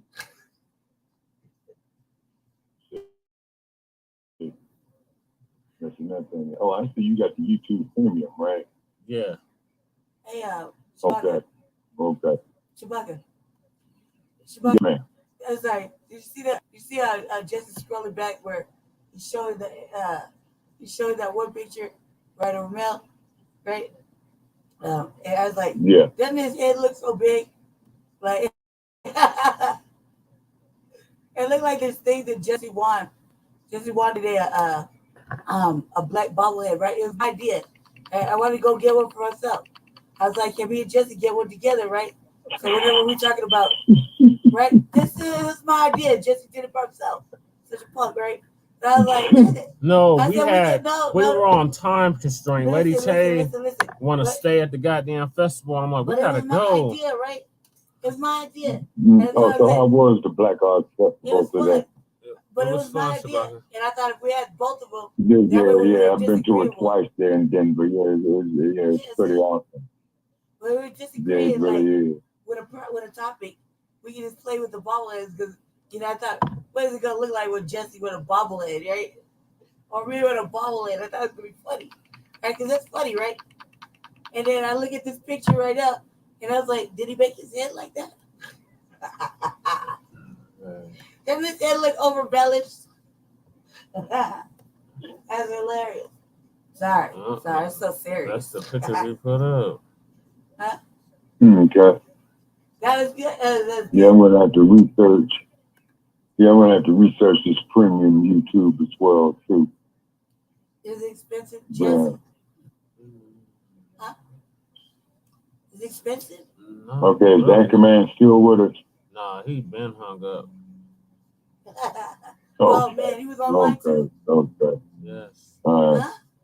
Okay, but like Philip Scott said, is that they're gonna come at us more ostensibly behind this reparations issue. Now, with me being an old bastard, I'm just going back from history on it. Is because what's going to happen is that this alphabetized agenda is going to start losing steam in the Black community as more of the steam picks up on the reparations issue. Okay, is because we are not. How should I say? Let's see what I do with this thing. Hold on, Brother Paris. Okay. It's because, we are hated and despised. Okay. See, we are hated and despised because of who we are. And over the research that I've done, in my latter years. Okay, am I coming to you clearly? Yes, sir.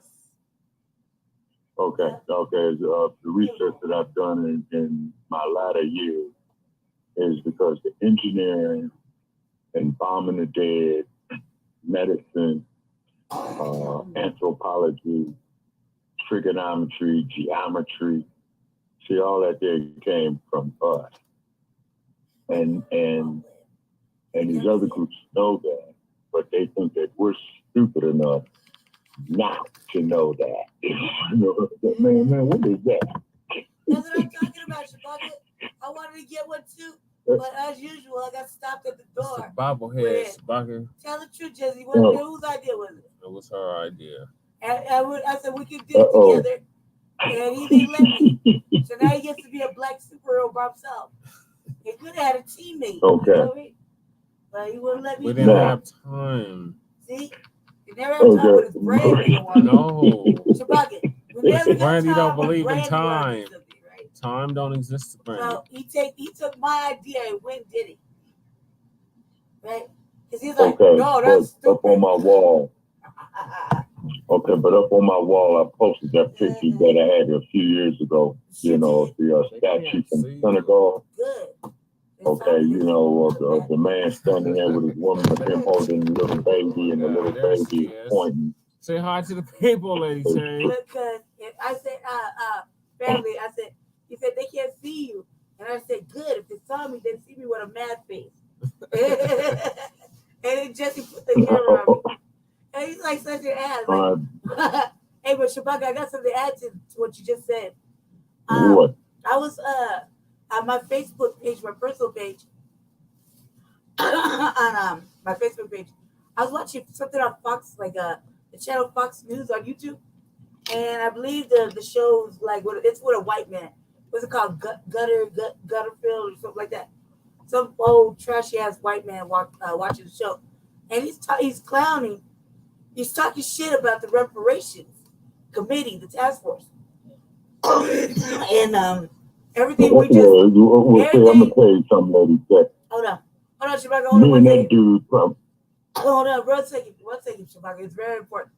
Him and like 3 or 4 other, like 2 other white women, all Caucasoids. Okay, everybody's some Caucasians up there, and they have this like it's like the way they're talking is like, excuse me, the way they're talking is like real trashy. Like they're just so slick at the mouth, right? And they're talking about some of the things that we were talking about in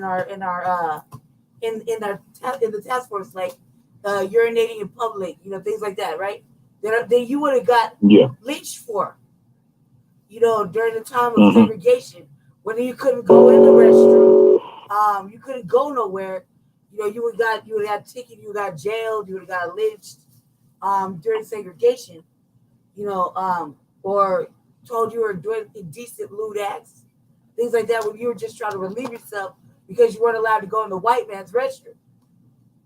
That's one of the reasons. And it was a harm, one of the harms that were done. That they decided that they were gonna mock it and treat us like we were just some bums, and that we couldn't ask for something so they think it's so they treat it like it's such a little thing, but they don't really talk about like the past tense of it, you know what I mean, or the reasons of why we would ask for something like that, something little to them like that, right? And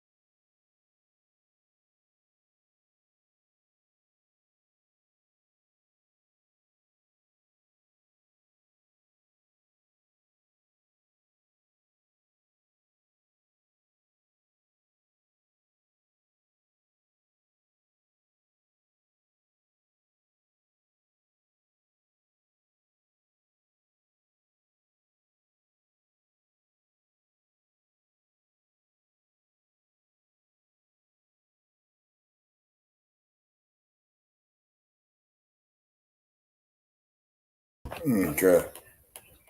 Yeah, but this little spicy joint. Yeah, there it is right there. Let's see here. All right, go on mute on the phone, or it's gonna be echoing. Hey, look, you look like. Anyway, so I ate that little joint, and while I was sitting there listening to TBA and what was going on with TBA, the Black Authority. Shout out to Black Authority. Yes. Excellent education today. I was sitting there, I was eating it, and I closed my eyes and fell asleep. The itis had hit me. Because we had such a long, good day. We were everywhere, all over that festival. And there were so many, like, did you see how happy I was? I was like running around like beautiful black day. It was a beautiful black day.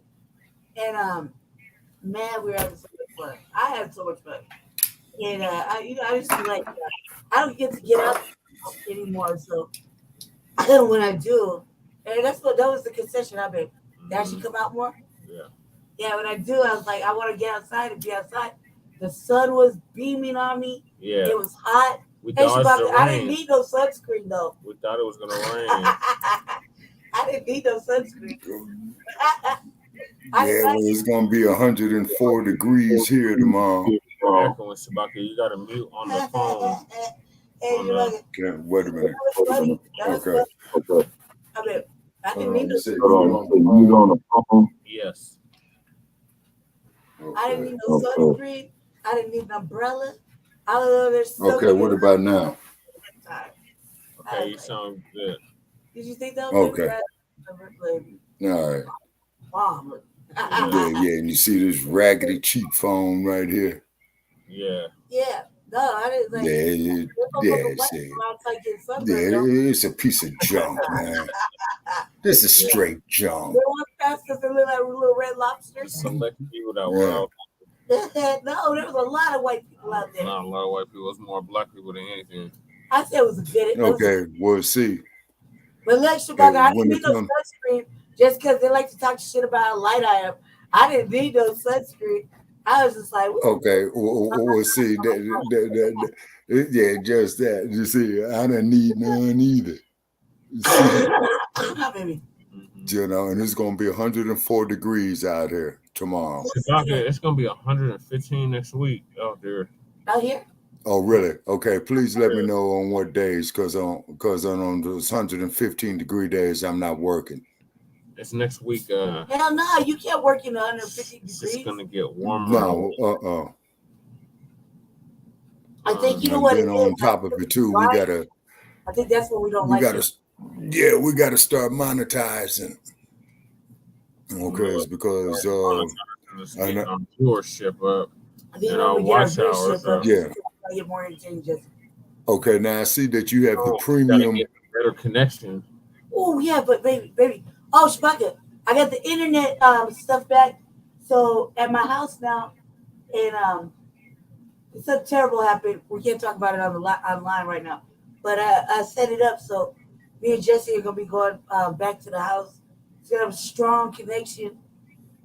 Right. So we can do the our show, do this show, and whatever RBA, whatever Blog Talk, whatever we got to do over at the dollhouse. It's gonna be really nice, clean, crisp, you know. Yeah, you see this right here, reparations now, right? I didn't want to, but I had to. Yeah, it's gonna be 115 next Sunday. Ooh wee. And right now, looking at it, it's 86 degrees right now. It's gonna be right now at night. It's gonna be 107 tomorrow. What time is it over there? Yeah, okay. It's an hour. Right? It's an hour. There are hours. Okay. You're at 86 degrees right now for yes. sleeping weather. It's 11 o'clock, and it's. Yeah, and then get a load of this here, y'all. Sleeping weather, I saw a video of this place. Of this thing called DoorDash. Check this out. And so therefore, I saw this YouTube video, and the dude goes up there and he didn't get no tip, and he cussed the lady out, and then she's living up in a nice mansion, And dude says, well, this is a nice house not to get no tip. So they went on and fired that dude, man. And I don't recommend, don't nobody do none of that shit. The reason being is because every day, from what I understand, because, I know somebody who does it, if you know what I mean. Yeah. And they be giving them like garbage, man, like they will not give you jobs that are paying the highest. So they got their algorithms set up that every day of that they changing it. And me personally, I like to see them outlawed. Okay. It's because what they're doing is they getting too much of your personal information. Okay. And then you going back and forth to places. And how do you know that not one of these damn Karens or Kens are going to sit up there and put some false info out on you? Yeah. And, you follow me? It's messed up because, that person that does that delivery service, what they do is they work you very hard. And, when we order it, like, there's times where you might come like me, like, I'm poor, right? So if I, like, they'll set up a gratuity, and it'll be like $3-4, right? More as a gratuity. And I'll edit it, I'll customize it, and I'll just be like, it'll say it's $4, right? I can customize it. I'll be like, man, let me only do 2 because I'm poor, right? And I really don't got it but 2. And it's better than nothing, right?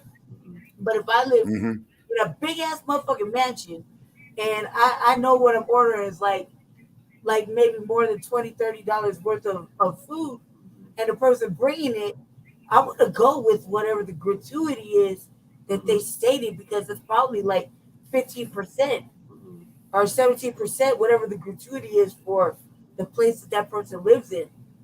So I would feel like I wouldn't do nobody like that, because they're spending gas. They're going to go wait at the restaurant to grab the shit. Then they gotta drop the shit. You know what I mean? Then they gotta go back to wherever to get it.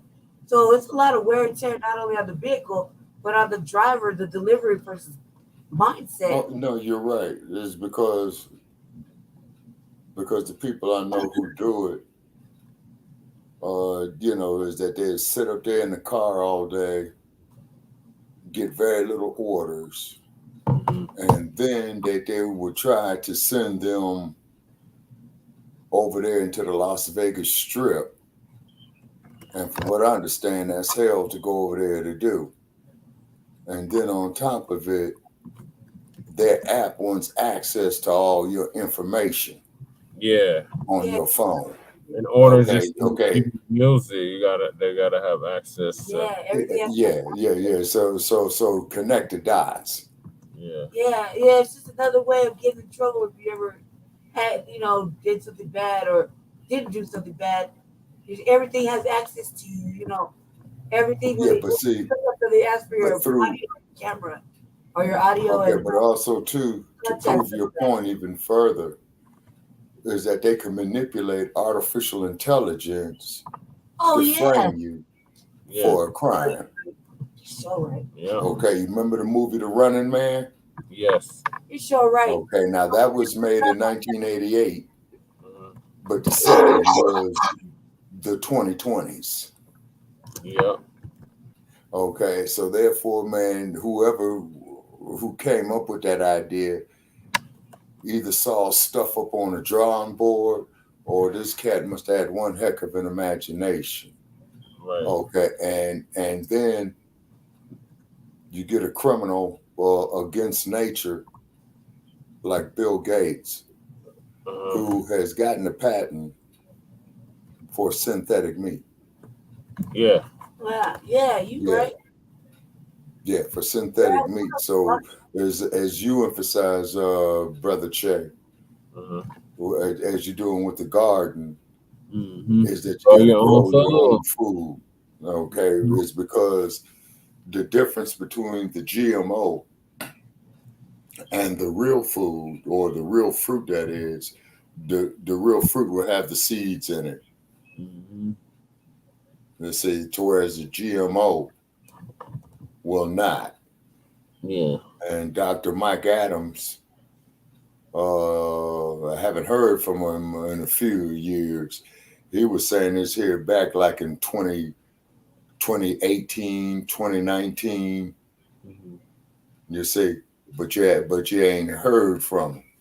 Okay, and then if the Biden regime was so concerned about the public safety, they would not be allowing a diabolical bastard by the name of Bill Gates to buy up all the farmland. Yeah, they're buying it in Asians I too. lost the goddamn cue. They're doing it in Asians too. It's like we don't No, I have still see you up there. No, I'm talking about the queue I have set up. We don't have nothing, Shabaka. They're buying up everything, pushing us out, and trying to ghost us.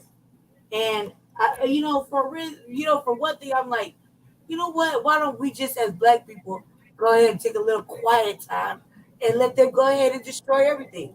Huh? And then we will just have back up and go ahead and sweep that shit up and go ahead and continue to rebuild. Because at this point, they're fucking up everything. Like all last week, what happened? They passed all this gay LGBTQ plus legislation, not knowing that it was going to bite them in the ass in about a week or so. Right. And then we as Black people, we seem to forget that we don't have to get involved. We don't have to get involved. They take away. No, we don't. Fuck it wasn't for us anyway. Right. They celebrate shit that they gave to everybody but us. Fine, fuck it. What are we getting mad for? Right, it didn't benefit you know what I mean? us. It didn't benefit us.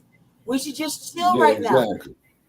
Apart. Let's apply pressure with the reparations and the stuff that we are concerned about, which is that, stand on what we're talking about.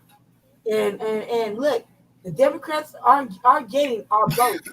Democrats fucked us. They committed political suicide with the Black vote. So we run into this brother that's running for mayor of Aurora. Oh, yeah. I wish you could show that. And he said, that was on the video. Yeah, I'll get to that when we get to it. But this brother kept asking us, why does everybody keep asking me about the Democrats? Yeah, because I asked them that. Yeah, go ahead, baby. Go ahead, tell me. And I said, because the Democrats are under heat. Uh-huh. They're under fire right now. And then too, what's happening is that the wolf's clothing, or the sheep's clothing, I'm sorry, the sheep's clothing is being pulled off of them. Yep. But this I was about to say, excuse me, this man was behaving in such a way as in the manner of the coon. He was acting straight coonish. Right? Starring majority of you niggas. And I was standing on exactly what we were talking about. As far as the new Black media, I was like,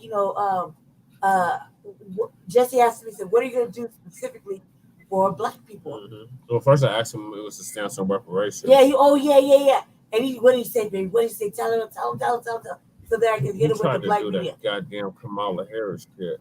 Yeah. And we started, and then Jesse told him, he got him on that. We climbed him on that. And then I said, well, I believe thoroughly in lineage-based reparations, for foundationals, right? And I was trying to get it out of there, out of my mind, out of my sentence, right? And cash-based, of course, right? And then he was like, well, as a mayor in Aurora, we don't have much power. Whoop, right? We need a strong-based mayor. And I was like, okay, because, I'm thinking to myself, you asked, why would you even want to be the mayor in Arapahoe County if you're going to behave like this right now? And you have no desire of creating anything reparations to help us in our city. Everybody's going to have to pick one. He said is because Aurora doesn't have a strong mayor government. Yeah, that's what it said. That's what I said. And I was like, well, yeah. I was like, well, when you running though, can't you want to change that? Wouldn't you want to change that? That's what I said. Yeah, that's what I was thinking, right? Me and Jesse are on the same page. I'm thinking. I didn't say it. Jesse said it, but I was thinking it. And I was like, I have a full black agenda, sir. But, you know, I also know that I have to accommodate the other constituents. You know, I think that we should be pushed back and not be taken care of. Right. Right? That we should be put as a priority. Right?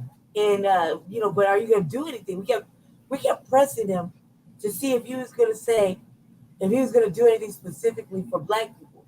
Because he raised I said it was 16%. And he said, oh, it's 21% black people. I said, well, even better, you know? Then what are you going to do about it, right? In my mind. And the man was acting like, I said, you know, we can't be inclusive no more, sir. Yeah. I didn't say, sir, I said, brother, we can't be inclusive. And he said some shit like, well, majority of the movements have been that way. And then I hit him again with like, what that got us? You know what I mean? Right. I kept putting on the pushback because he's black, right? I mean, also testing his black card. Yeah. And his foundational black American card, which I don't think he really is. I think he got, I go front, I think he got some tethering going on, you know, somewhere in their lineage. And I'm looking at it like, I like clowning, you know what I mean? Don't let the shade deflect the message, family. Right. I'm all for what the fuck we've been talking about for God knows how long. You know, when it comes to reparations, cash, everything we've been working on for God knows how long, I'm for it. And you can't change my mind about it. Right. And I'm not gonna what do you call it? Coon up just for the masses, right? And that man was like, so what count on your boat, brother?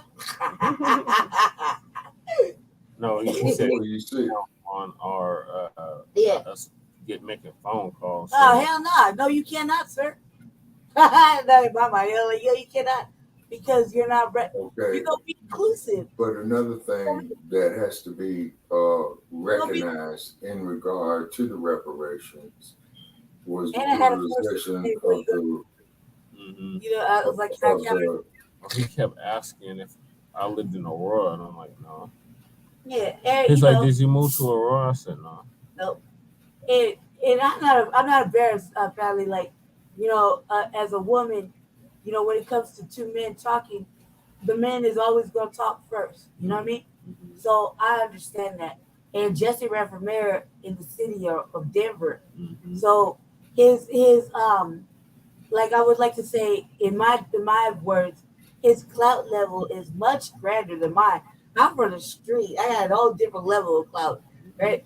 But his level of everybody knows him for politics in Denver is much stronger. And I was just like, I was moved and inspired by Jesse's decision. If you watch that video, there's all kinds of people coming up to me, greeting me. I'm running into all kinds of people I recognize and know. I was shy, ghosting. I wasn't really making big waves because I'm shy, you know what I mean?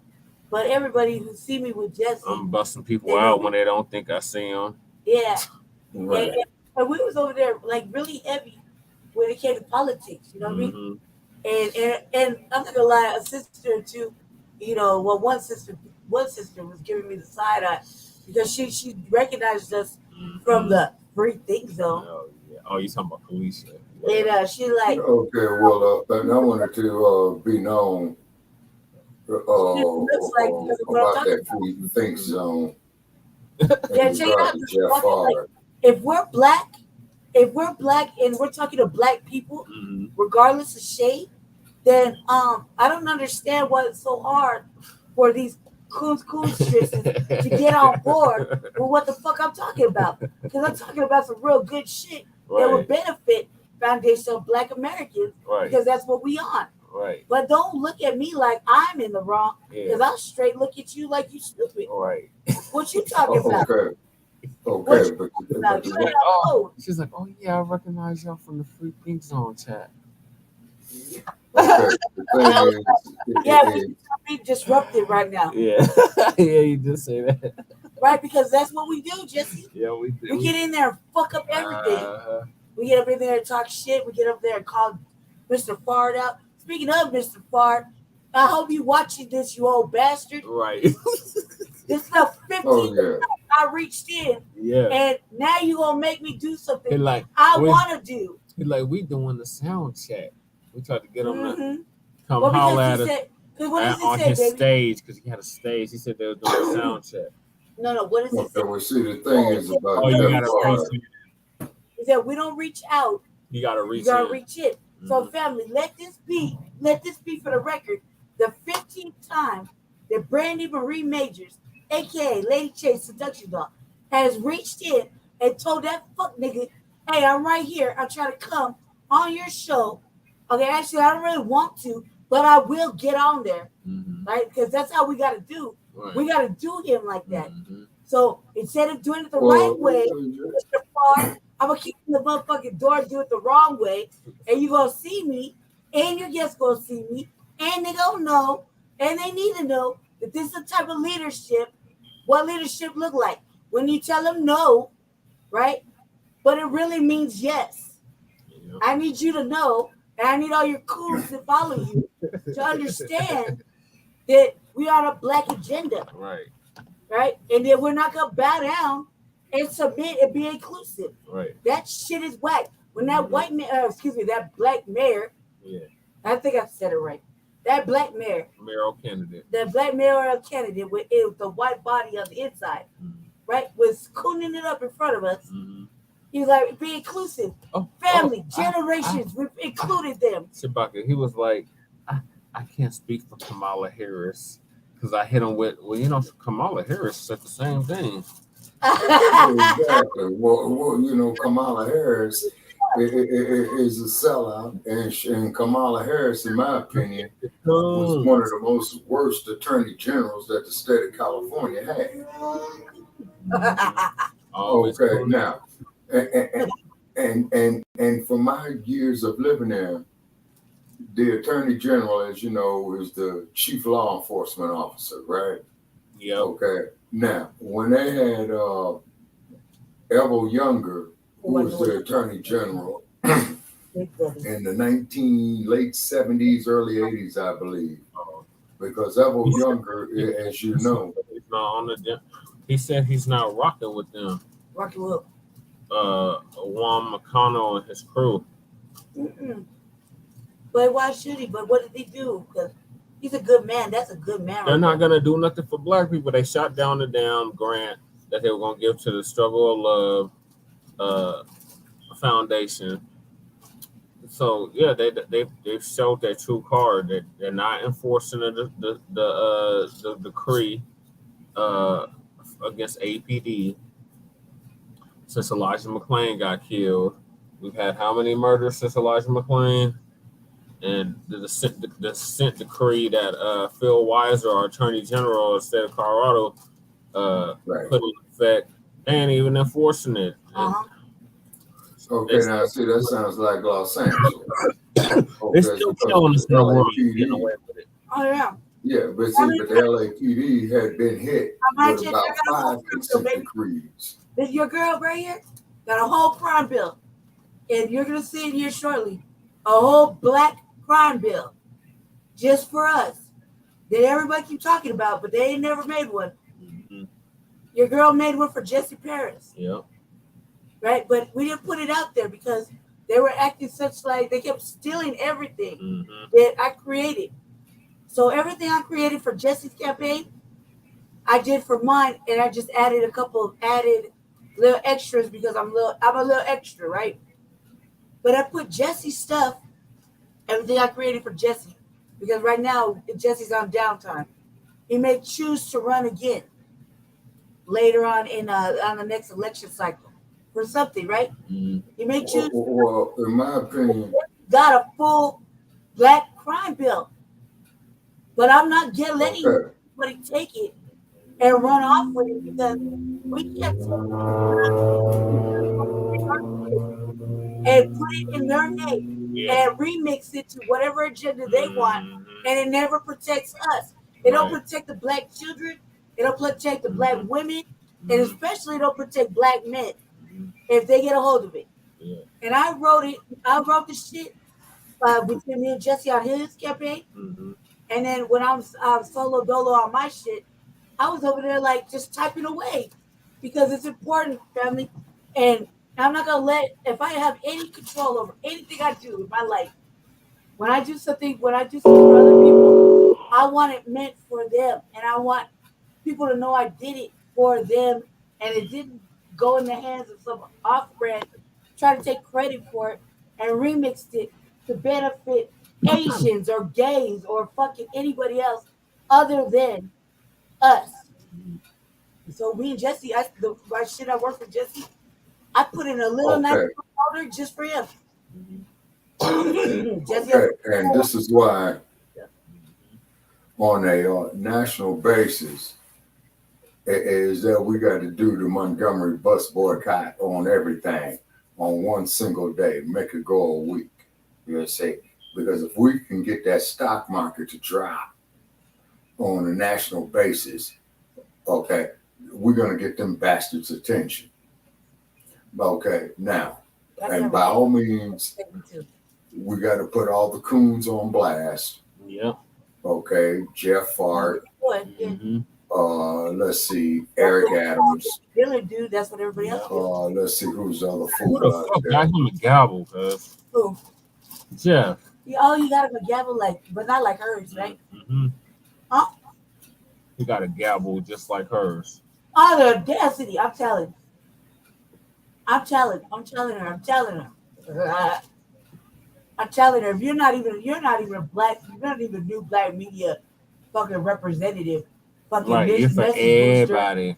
You're not a black platform. It's for everybody. You a bought paid for motherfucker.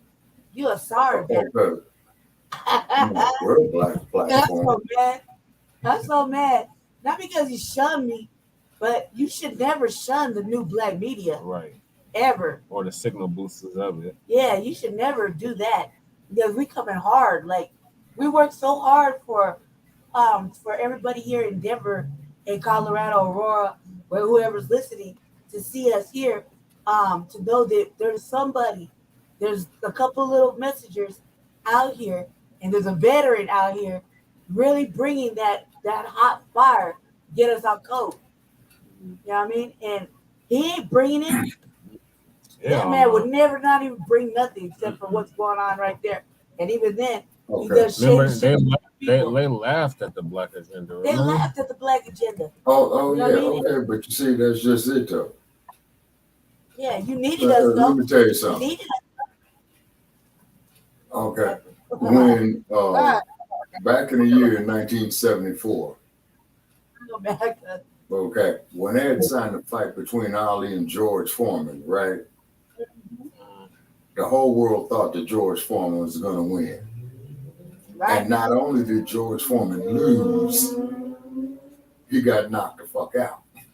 Mm-hmm. Yep. And Big George will tell you that, and I ain't taking nothing away from Big George. But the thing is about Big George, he became the oldest man to win the heavyweight title. Okay, so what's the moral of the story? The moral of the story is that when you got guys like this Jeff Fart, Eric Adams, okay, Karen Bass, Kamala Harris, okay, we just have to. Good job, baby. I gotta move us along because we're already at 2 hours. Okay, yeah. The next topic is some goddamn Demonrats, and we still waiting on you Biden supporters to call into Shabaka's Black Experience Enhanced. The number is scrolling at the bottom of the screen. Every Tuesday and Friday. Yes, sir. You know what I'm saying? Demonrats are trying your hardest, your damnedest to secure the black vote, and it's not working. Not working. Exactly. And good. Affirmative action. Yeah, you can give our us on that. Yeah, exactly. Yeah, because our boy was like, why are they coming at me so hard? I'm tell you. The black vote is still, it's not going to Democrats. He said, I'm going to do what's best for people. Okay, now here's something for you. Wow. Okay, now, when they killed affirmative action with the college admissions, right? Yeah. Okay, then what we need to do is take us some affirmative action and don't patronize those businesses. It'll take a lot of hard work to do it. And see it get them where it hurts in the pocketbook. Once again. And this is why I keep emphasizing the power of the Montgomery bus boycott. Okay, what's going on, everybody? We're here, we're live. I want to thank you all for joining me today. If you can see and hear me clearly. Shout out to TD Hip Hop. Make sure you subscribe to TD Hip Hop Media. Yeah, we gotta take some affirmative action and just say no. Also No, seriously. Seriously. Yeah, we got to take some affirmative action. Not to patronize none of their businesses. Not to patronize none of their property. You see what I'm saying? Oh, yeah. And take some, and keep in mind, is that the ancestors before us, okay, they already left us the blueprint. Okay, what we have to do is that we have to take the blueprint and we have to go it by the numbers. Because Garvey's not coming back, Malcolm's not coming back, Huey's not coming back. Okay, see, but they left the blueprint. You see what I'm saying? Now, when we have guys like Joe Gibson, okay, who comes up there talking about damn, illegal immigrant, you. That motherfucker straight anchored tether. And he had that. So he's an illegal immigrant himself. To us. Okay. We did beautiful work. Okay, but what it is though is that what we're doing here with New Black Media is exposing all this hypocrisy for the world to see. Now, just like what Philip Scott said, okay, all these other groups are caring for their own self-interest, and there's nothing wrong with that. Okay, but the problem is that we not doing the same thing for our self-interest. Knocking down white supremacists. Look. That what his name is? Exactly. Super nigga. White supremacists one at a time. One at a time. Exactly. Okay, now, hold on. Now, no disrespect to George Floyd. Okay, once again, though, is that when you look at the rumble in the jungle, okay, he systemically took Big George apart. Yeah, he took Big George apart. He made Big George get tired, and then Big George couldn't defend himself, and Ollie went in with his superior speed, and he shut Big George down. And you can do the same principle on an economic and a political basis. And first thing we must do minute by minute is make sure that we get the narrative out there is that Kamala Harris doesn't represent us. Right. Kamala does not represent us. Yeah, right. No. Okay, you see what I'm saying? I'm not going to do anything for black people. No. Exactly. Now, there was this book written called Martin We don't have time for the history lesson. We got a whole clip. Okay. Now we got all right. Do our next order of business. Now we know what drop a one in the live chat, State Farm. and then we can get today's show started. So once again, drop a one in the live chat if you can see and hear me clearly. And like I said, we can get today's show started. And while I'm waiting for those of you to do that, if you haven't already, please make sure you hit the like button so that this video goes out through the YouTube algorithm and lets YouTube know that people are interested in this type of live stream and in this video, and that way YouTube will send it out to those who need to see and hear this information.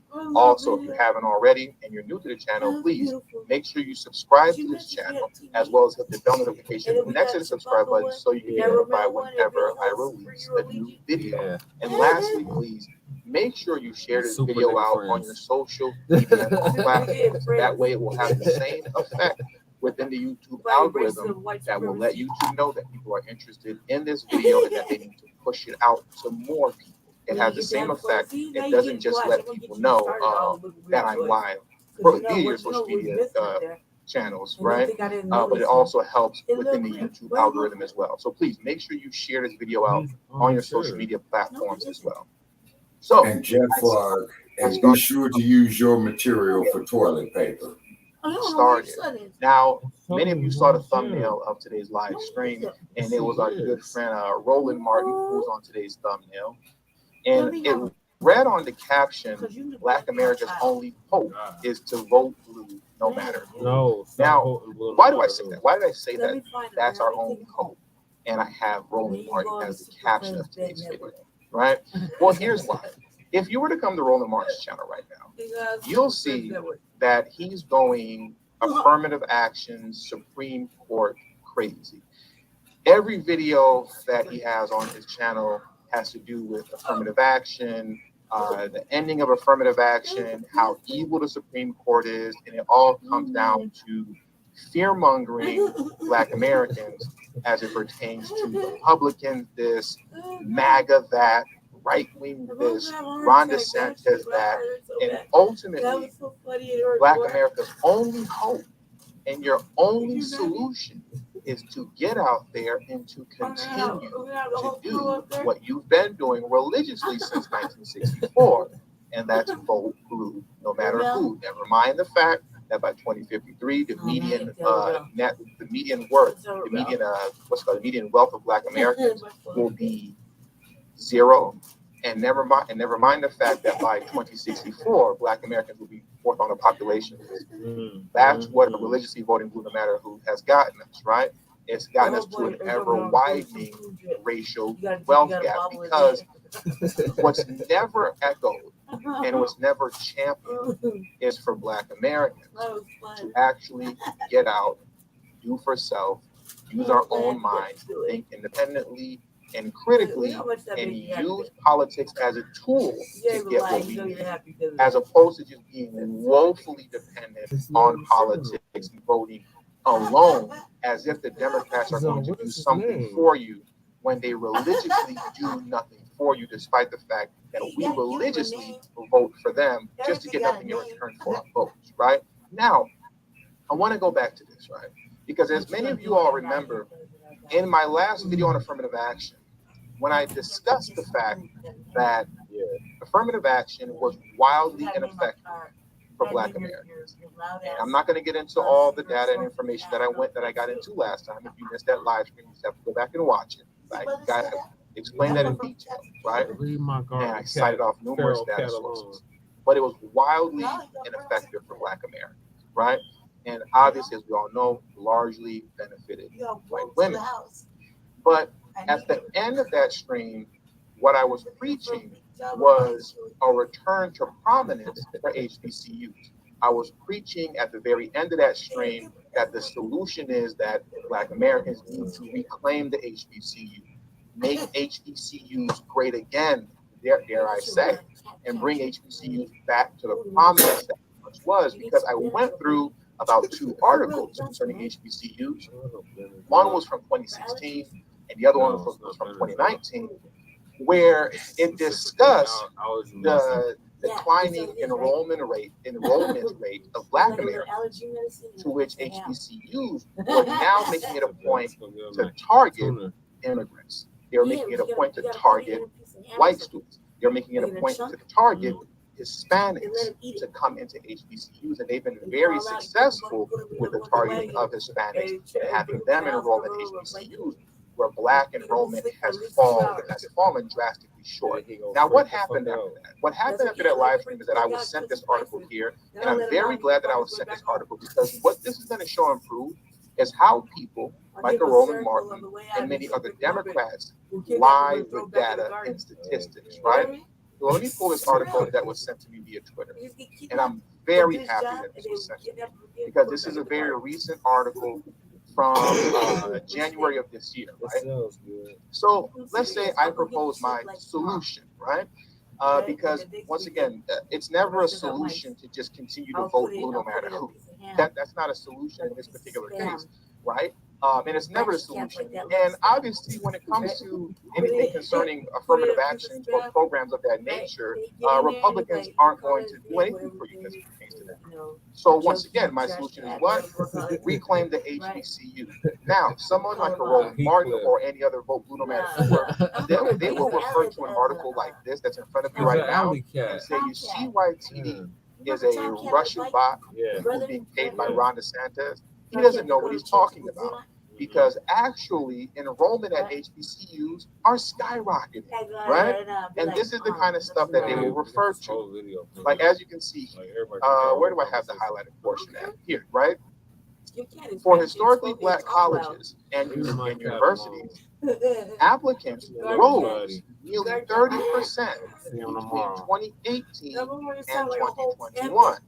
In fact, HBCUs are becoming the top choice for many excellent students. I want to zoom in on that so you can see it a little bit more clear, right? So this is the kind of stuff that they will point to tell you that I don't know what I'm talking about when I say the answer to the affirmative action issue, if that is the issue for you, is to reclaim the HBCU. They'll say that Black Americans are already doing this, right? That's what they'll say. And they'll cite data like this. And let me scroll down a little bit more. They'll come to portions like this as well. He's sleeping under the hut. Did you see that video I did, Shabaka, at the garden where I was petting the cat? Oh, yeah. You see how deep that cat's voice is, Shabaka?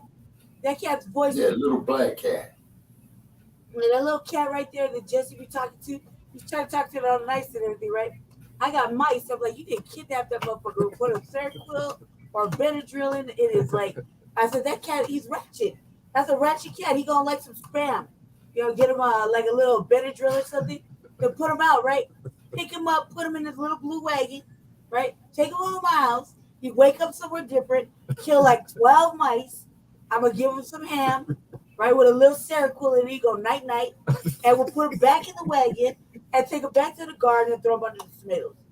He'll wake up like a brand new chicken, right? That cat's voice is so goddamn rough and raggedy. He was like, Jesse talked to him, he's like, hello, little buddy. Hey, little buddy. What are you doing, right? And that cat was like, rawr. And I was like, God damn, where the fucking cat's voice come from? I was like, Jesus, cat voice. And just like, you want some food? Come on, I got some food. That cat was like, I was like, God damn, his voice is rough. Now he sounds like a whole motherfucking giant leopard. He's just a little fucking cat. That cat's a killer. Well, you know, that cat's a whole killer. You gotta understand. Well, the cat family, is quite there's a dynamic family. Yeah. I mean, you got cougars that are cats. Yeah. You got lions that are cats. Yep. You got tigers that are cats. Yep. You got panthers that are cats. There's a giant big cat in that little ass cat. That cat is old too. But he cranky. And like there's a giant big fella cat. There's a big ass cat in that motherfucker. There's like a lion waiting in there, a tiger. That cat is not having none of that. You gotta have to drug him and kidnap him and get out the garden. Be a whole killer though. Yeah. I need it for the mice. Yeah. Well, go get him, Jesse. Go get him. Okay, well, the cat, when he's in the garden, that's like his little jungle he's in. Yeah. That cat got a loud Crip voice. Yeah, you see. And then, and you know, like I said, in cats. Yeah, you know, something mystic about cats. Yeah. Yeah. They're divine creatures. Yeah. Our ancestors, we worship them. Yeah, exactly. Well, see, if you check out the do make sure, you'll see a lot of the cats in there. Mm-hmm. You see, and then on top of that is that on the continent, you know, you got quite a few panthers over there. You'll see. Now, but also too, you got to keep in mind is that you have people says that you got tigers in Africa, But tigers are not indigenous to Africa. They're indigenous to Asia. Well, the brown ones. Yeah. Okay. And then you got cougars. Okay. Or the mountain lions, as they call them. Okay, or pumas. Well, here in Colorado, we got the baby coyotes, the lynx. Oh yeah. They're like little cheetahs or little leopards. Are the bobcats there? Yeah. Yeah. And then also too in Colorado, you got foxes too. Yeah, we got foxes. Yeah. Oh man. Yeah, they go into the got orange. There's just orange foxes. You see all the time. Oh, and all the time. Yeah. And they don't bark. They like yelp. I took it as a bad sign because foxes are beautiful. And we got over in my area of town. Once in a while, you'll see black foxes, and I think that's like a rare treat. You see a black fox. But I had earlier this summer because we have a what do you call it? Destruction going on. Destruction. Yeah, you have gentrification going on. And they put poisons in the ground to kill the little prairie dogs. Yeah. And the little fox had probably got a hold of him, and he died at the corner of my alley. And he looked so peaceful, but they killing off the little animals and stuff like that. Well, you see, that's your boy Bill Gates. Okay, tapping with the ecological chain. Yeah, I got to get back to the video, y'all. Yeah, moving right along because I got to go to sleep in a few minutes. Okay, well, you got to stay up for the Michigan law. Oh, okay, yeah. What's happening in Michigan? And then after that, it's Mutulu. Oh, yeah, we definitely got to stay up for Mutulu. Yep, Mutulu. Yeah. Where it says, according to the National Center for Education Statistics, the number of students in this country enrolling in HBCUs went up 57% by 2022. Oh my God. Look at all of this enrollment. It went up, what, 57%? You see, we told you TD doesn't know what he's talking about over there. He's a MAGA-loving Russian bug being paid by Ron DeSantis. Oh, but then when you go to this portion of the article, and I want you to pay Democratic shield say. You come to this portion of the article. It reads this. Though HBCUs were originally founded to provide the opportunity to gain access to higher education for Black students where there were previously none, today some HBCUs are capturing the lion's share of highly qualified Black candidates, as well as enrolling up to 40% white students, up to 40% white students. These kind of things always get left out. And look what I have highlighted in blue. Because this is how they try to make you feel better about the up to 40% of the changing demographics. White students in HBCUs. Regardless of the changing demographics within HBCUs, once again, regardless of the changing demographics within HBCUs, Black traditions and culture still pervade daily at university life. So that's how they try to make you feel good and feel better about the fact that the demographics at HBCUs are changing. But my point is that I wanted to highlight this so that you know and understand, right? That though the numbers are going up, they're not going up because of Black students reclaiming the HBCU and making the HBCU great again, as I promoted as the solution. No, it's going up because of non-Black students enrolling in HBCUs, right? That's why it's going up. And there's another thing that I want to show you as well, because I really want to drive this point home, how people lie with statistics, and because they think that I'm a Hotep hooligan, which I am, but they think I don't read, and they think that I won't dive deeper to find out what's really going on. I want to click on this link very quickly, right? Well, I should say I already clicked on it, and I have the article pulled up. But you see this link here, HBCUs went up 57% by 2022. Excuse me. So when you click on this link, it takes you to this BET article, right?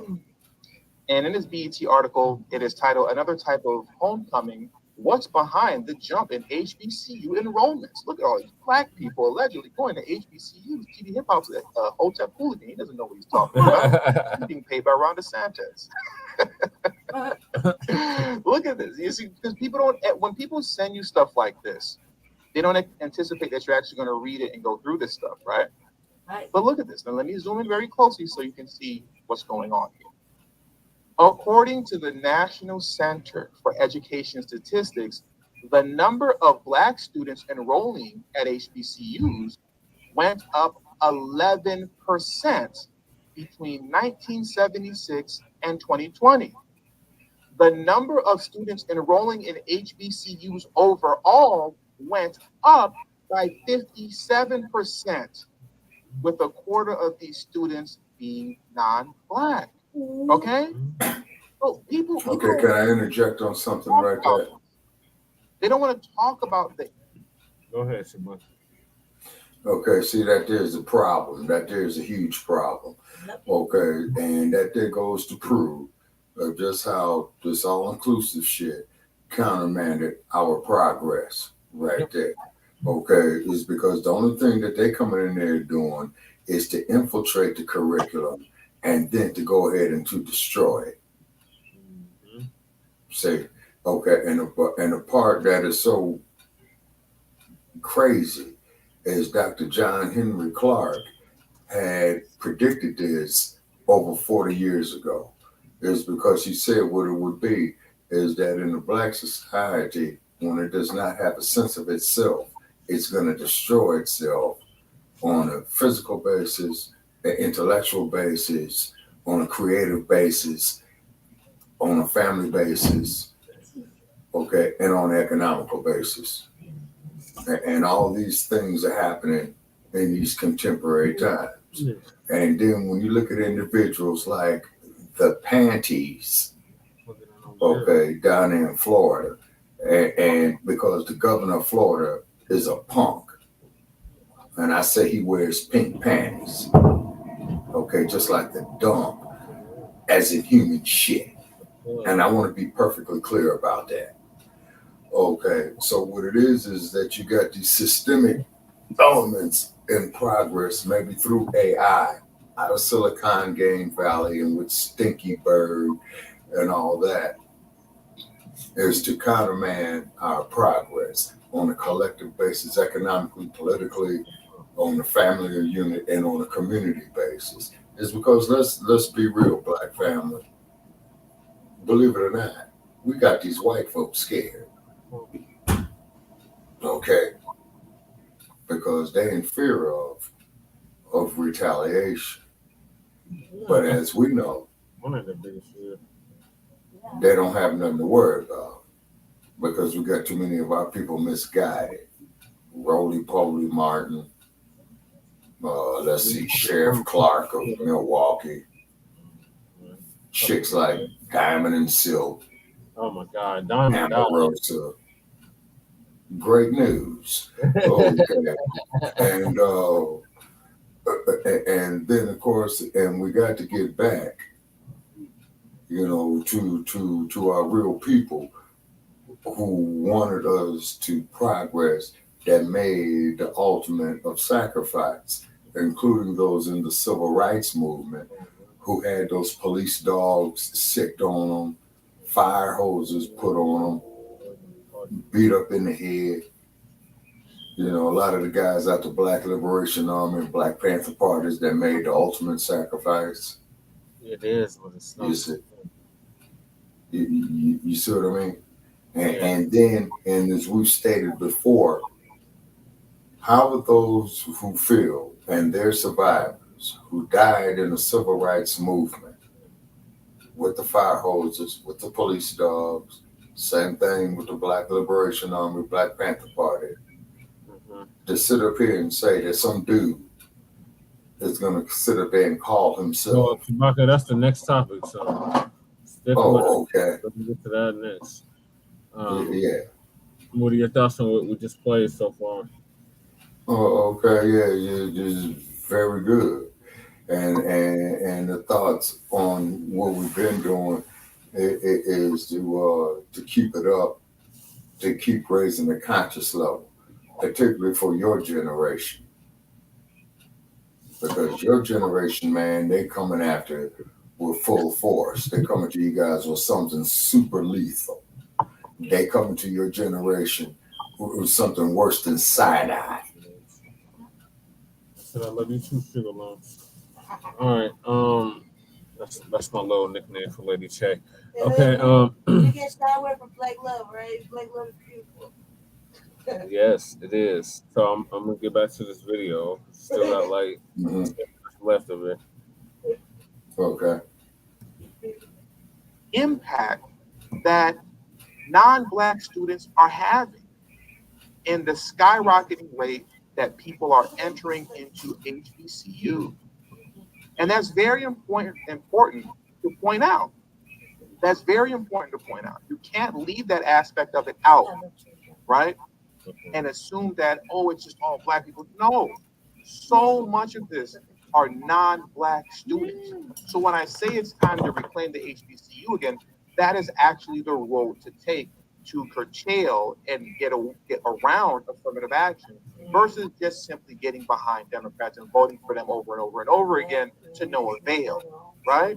But now let's come to this article here, because I want to read this very quickly to you, because it tells you the next step in the next phase, right? That the Democrats are going to go into in reclaiming votes as it pertains to the end of affirmative action, right? Because what they're going to admit here is that affirmative action ending alone isn't going to bring people to the voting booth. And I find that very interesting, right? I find that very interesting.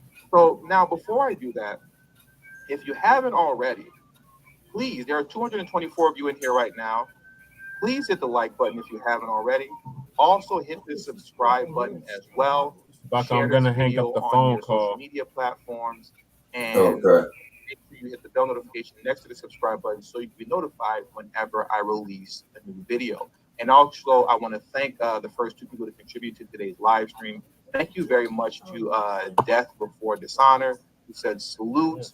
And also, thank you very much, Nikki P, who said thank you. Thorough, sir. You are 100% on point. Thank you very much for your contribution to today's show. It is deeply appreciated and very much so needed. Thank you, thank you, thank you very much. Now, I want to get into this article very quickly once again, because it's going to lead into what the next phase is for the Democrats to secure votes post-affirmative action, okay? And thank you very much, Andrew, for showing support via Venmo. I just saw that come through. Thank you very much, Andrew. It is very much appreciated. Now, let's go into this right here. I want to dive into this article very quickly, okay? I found this very interesting. Democrats in Congress teed off on the Supreme Court's decision this week gutting affirmative action. Just don't expect them to do a whole lot about it, right? Basically, the Democrats were getting upset and saying doing a whole lot of huffing and puffing, but they're not going to. Party leaders see the court's rightward lurch as part of their 2024 message. But even some staunch supporters of affirmative action in the Democratic Tri-Caucus, the name for the congressional groups dedicated to advocating for people of color, aren't convinced that the end of affirmative action in higher education will sway many voters, okay? I don't see it as a rallying point for Democrats, said Representative Mark Takano, Democrat out of California, who supports affirmative action and credits it for helping him get into Harvard College. Sunsetting the policy does not necessarily end the ability to achieve diversity in higher education, Takano added. It just makes it more difficult. That attitude reflects fatalism in which many in the party have come to view the Supreme Court's conservative bill. Even if they control both chambers of Congress, the White House, Democrats of both chambers of Congress and the White House, Democrats lack the 60 Senate votes that are necessary to realistically promise action on reversing controversial landmark decision on issues like abortion, affirmative action, and student loans. So basically what they're saying is, as it pertains to abortion, affirmative action, and student loans, forget about it. None of that stuff is being reversed, right? But I want to skip down here because here is what's even more interesting concerning affirmative action.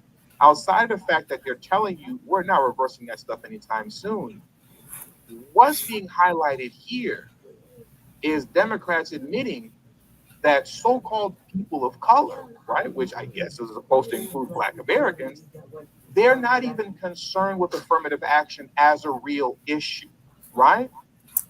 Check this out right here. And this is a direct quote from Judy Chu, Democrat out of California.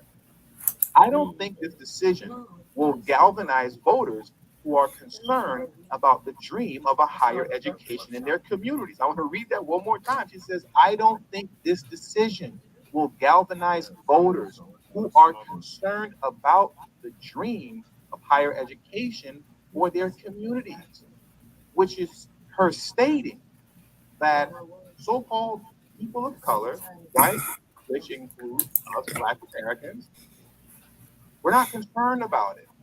Why aren't we concerned about affirmative action going away? Well, we're not concerned about it because a good deal of us, and this is a good sign, understand that it was ineffective. It was ineffective. And that even without it, we can achieve in our lives. We're not woefully dependent on affirmative action. And if you're not woefully dependent on affirmative action, you understand it to be true, and that's no longer a galvanizing point to get votes, well, then that sends the message out to the Democrats that you might feel the same way concerning Democrats. You might feel like you don't need them as well. The same way you feel you walk around with the mindset that I didn't need affirmative action to begin with. And that's a scary thing to think. And that's why Judy continued on to say this, right? Just so you all remember, I just hope that it becomes abundantly and crystal clear that for Americans across the country, the Supreme Court and the extreme Republican candidates are not on your side. She wants to make sure that you understand they're not on your side. Like I said, the fact that you have Democrats, right? And you have Democratic news outlets as well as, Democrat news outlets like Martin going hard concerning affirmative action, desperately trying to convince you that this was such a major issue for Black people. Oh my God, what are we going to do without affirmative action? Without affirmative action, Black Americans are doomed.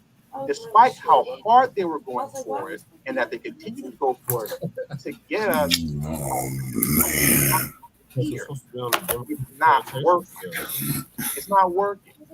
And because it's not working, there's also the fear that if that's not working, then that means they might feel like they no longer need us. So as Judy said, just remember, I want to make sure that it's abundantly clear, right? That Republicans are not your friends. We seen, remember that chick that ran for mayor? Now, let me read just a little bit more of this, and then we're going to head out of here. Was at the State House. Democrats are now looking for other legislative options to boost minority admissions at colleges, like ending legacy admission that benefit children of alumni. Even that bill, introduced by Progressive Representative Jamal Bowman, has a slim chance at passage, but it's a message that resonates with other Democrats who see the proposal as another way to help level the playing field. If the Supreme Court does away with affirmative action but leaves in place rampant legacy-based admissions, then it's making merit a mere label rather than a reality, said Representative Joaquin Castro, Democrat from Texas. One option, Scott said, is having the Biden administration file lawsuits against universities to ensure fairness in administration, including legacy admission practices that disproportionately benefit upper class white people. So this is what they're going to come at you with next. Because they know that Black Americans Yeah. And it seems as so-called, people of color as well. And I can't stand people of color. Exactly. But Quotations. because they see that Black Americans are not shivering in their boots over this. No. You're not scared. You're not terrified. You're not concerned with the fact that because affirmative action's gone, oh my God, what are we going to do now? Black people are doomed. The new thing now is to get you all riled up is over legacy admissions and how we have to get rid of legacy admissions. They're not telling you that we're going to give you new policy that will ensure that you'll get into these colleges. You were expecting policy that was going to benefit you? Oh, no. But just keep voting blue no matter who, right? No, you're not going to get new policy that will ensure that you get in, right? But what we will do is that we're going to fight to get rid of legacy admissions. And that's the next step. And that's what I wanted to bring to the forefront today for you all to look out for, right? So to bring it all in home, what has happened since the end of affirmative action? Democratic news outlets have been inundating you with why you should be living in fear and why without affirmative action, Black America is doomed. But what has been happening since us being since the end of affirmative action and us now being inundated with all this fear mongering, it's not working. Right. Black Americans aren't going for it. They're not feeling depressed and down, thinking that I'm finished in life because I don't have affirmative action. So then what do they follow up with? They remind you, Judy Chude reminds you that, hey, don't you get it in your mind that Republicans are your friends, because they're not. But what we also will do now, since we know we can't get affirmative action back, is that we're now going to get you upset over legacy admissions, right? Because these legacy admissions are only benefiting upper class white people. So now Black Americans, you need to be mad at that as well. Forget about what TD's talking about, reclaiming the HBCU. What are you trying to think for yourself? You're trying to come up with your own solutions? After me? What? Independent of the government? Independent of the Democratic Party? We all know that, Black folks are bell curves. You can't do that, right? Think for yourself. Operate on your own accord, independently. Black family. No. It's not illegal yet. Don't do that. He doesn't know what he's talking about. Forget about reclaiming the HBCU. Forget about applying HBCU control. Forget about leveraging them. Don't do that. Just keep voting for us so that we can fight for ineffective practices like affirmative action that no longer help you, and that we can also fight to get rid of legacy admission, because now what we want to do is be upset about that. Black folks are very, very mad and upset at the fact that all these upper class white Americans are benefiting off of legacy admissions. Aren't you pissed off? I'm sure you are. So get in that voting booth in 2024 and vote Biden Harris, right? And in 2028, make sure you vote Gavin Newsom, all right? But whatever you do, like Judy Chu said, remember, the Republicans aren't your friends, right? And neither is TD. So with all that being said, that does it for today's live stream. I want to thank you all for joining me today. There are 376 of you in here right now. Please hit the like button if you haven't already. Republikkkans or the Demonrats are our friends.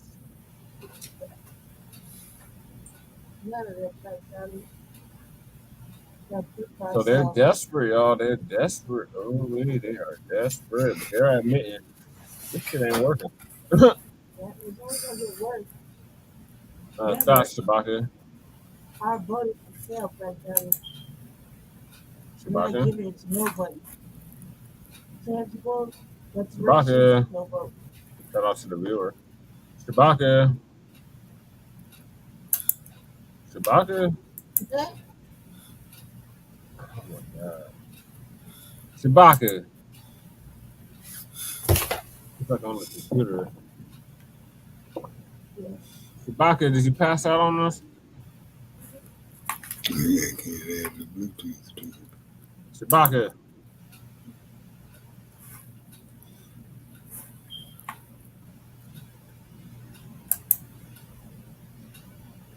Passed out on the computer desk. Oh my God. Okay, Shabaka. He dropped off. Okay. I think he fell asleep. Well, thank you for joining us, Shabaka. get you some rest in that 100+ degree weather. Yeah. Oh man, I was hoping he was gonna stay up for the next topic. Yep. I know he had a whole lot to say about this. Lady Che, what are your thoughts on the Demonrats trying hard to secure that black vote? Yeah, they keep trying, but they're failing epically. They're not speaking our language. They're not defending us. They're not protecting us. They're not offering policy. And they're other than that, they're acting real off-brand as usual. And they're not defending the fact that what Biden said, I have your back like I have mine. Yeah. And a lot of good that's been showing. Also, too, we're not with whatever Newsom did, what he hasn't done. They're not defending us. They're not protecting us. And out of that, they're not really offering anything tangible.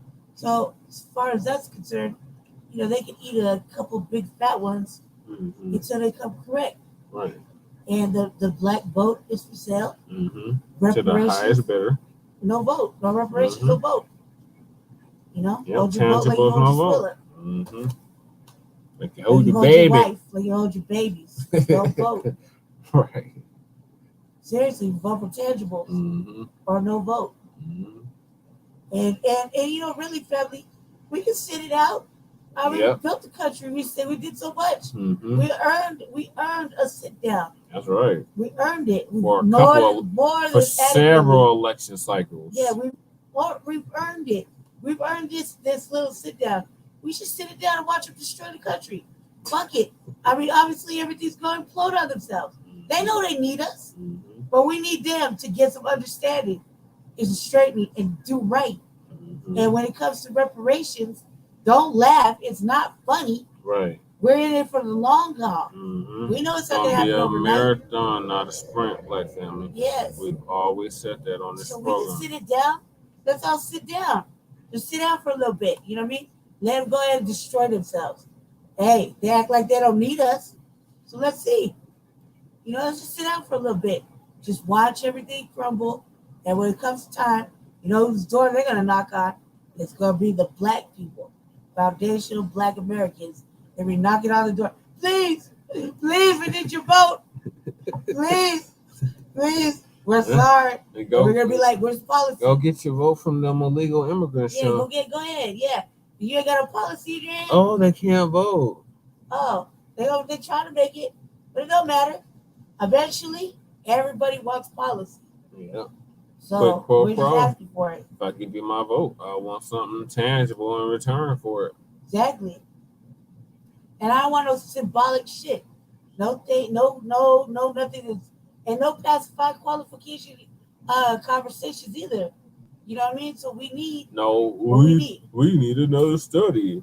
Fuck you and your studies and kiss my black ass. It's gonna take time for this. We in it for the long haul. Long haul. And I'm sitting down like, honestly, we earned this break. We earned it. And when they're like, oh, black people ain't helping. Yeah, well, you fucked up for generations and generations. And you keep mocking us, and you keep dragging us, and you keep making us do your work, but you won't pay us. You won't do what's right. You won't even acknowledge the blood debt. So, no. And you put everybody's needs ahead of black people. It's time to abandon that party. Yeah. So it's time to abandon it. But man, fuck it. Let's abandon a lot of shit. But then Let's just sit down for where are we going to go? Let's just sit down for a bit. We want to vote. Who should we vote for, team? Yeah, they can't make it a whole year without begging for our help. So let's just sit down. Oh, what do we tell them Democratic shows? Like, if we're not going to vote Democrat, what are we going to do? Are you suggesting that we vote Republican? No, we're suggesting that you vote for goddamn tangibles. Yep, something that actually you can obtain realistically. And right now, they'll just pacify you with whatever. Yeah, whatever you say. Yeah, I'll make that happen. No, goddamn well. I'll get back to you. Oh, we need to study. No, there's no more studies. Study the mole on the back of somebody's ass. Cut the goddamn check. Cut the check. Do it now. if you want the black vote. Otherwise, 2024, Trump gets back in. Early prediction. Front Line Blacc. It's gonna be your fault. So next. Be for the right reasons, though, right, baby? Yeah. Okay, so the madness continues. Our next topic is about that alphabet group. Michigan law. 5-year prison term for misgendering. Michigan, y'all need to seriously recall, what's her name? Winston, whatever. The one that the Proud Boys or the damn Trumpsters tried to kidnap last year or the year before last. Y'all need to recall her because she just passed this in the law. This law about misgendering, up to 5 years in prison. Ooh, we can't make this stuff up, but let me share screen. Shout out to TV Hip Hop once again. I wanted to take a quick moment today to read this article to you that discusses some new events that are occurring within the state of Michigan. Not necessarily to critique the bill that's going to be discussed in this article, but more so to highlight the importance of House local Bill politics and our need as 4474. Black Americans to organize ourselves properly to utilize local politics to our benefits, as opposed to constantly waiting on the federal government to pass bills in the House and the Senate to be sent over to the president for something to be signed into law that may or may not benefit you, right? So let's get into this article right now. And then after I read this article, I'm going to get into a couple of more things to once again highlight the importance and the power of local politics. So the article reads as such. A recently passed bill in Michigan could make it a felony to intimidate someone by intentionally using the wrong gender pronouns, according to some legal experts.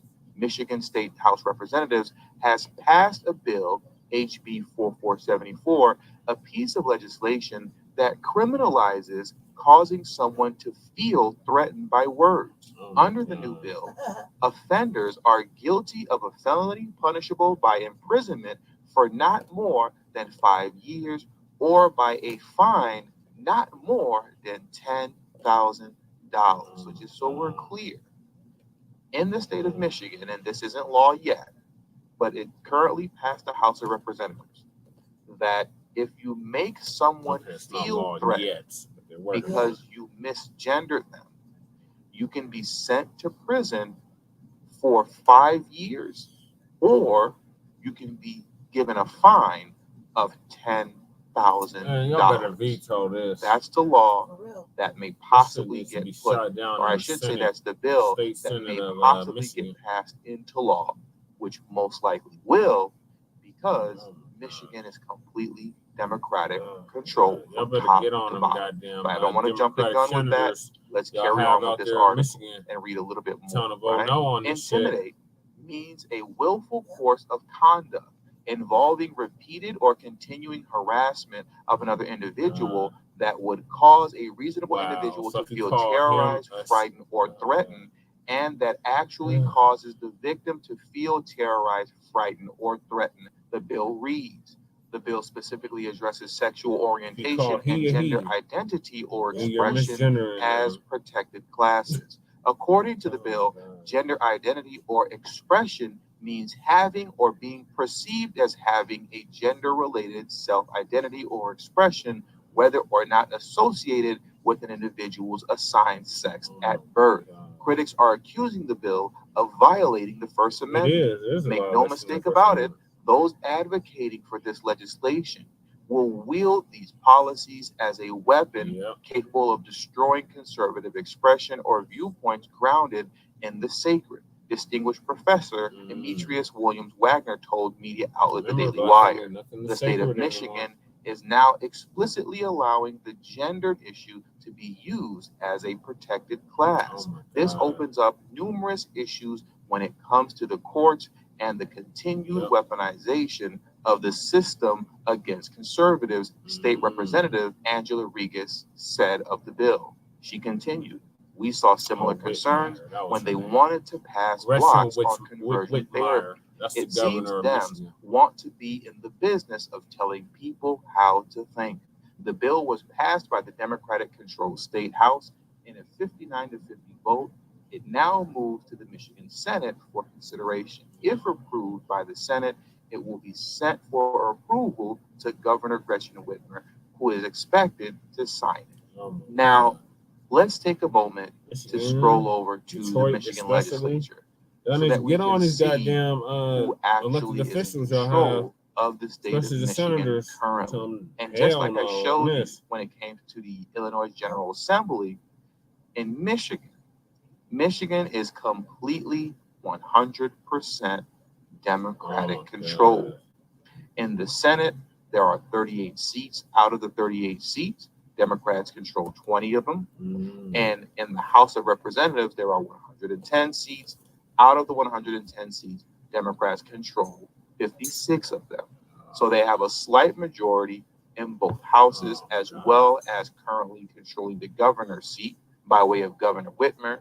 And with that, they can literally pass any bills that they want to at this moment in time.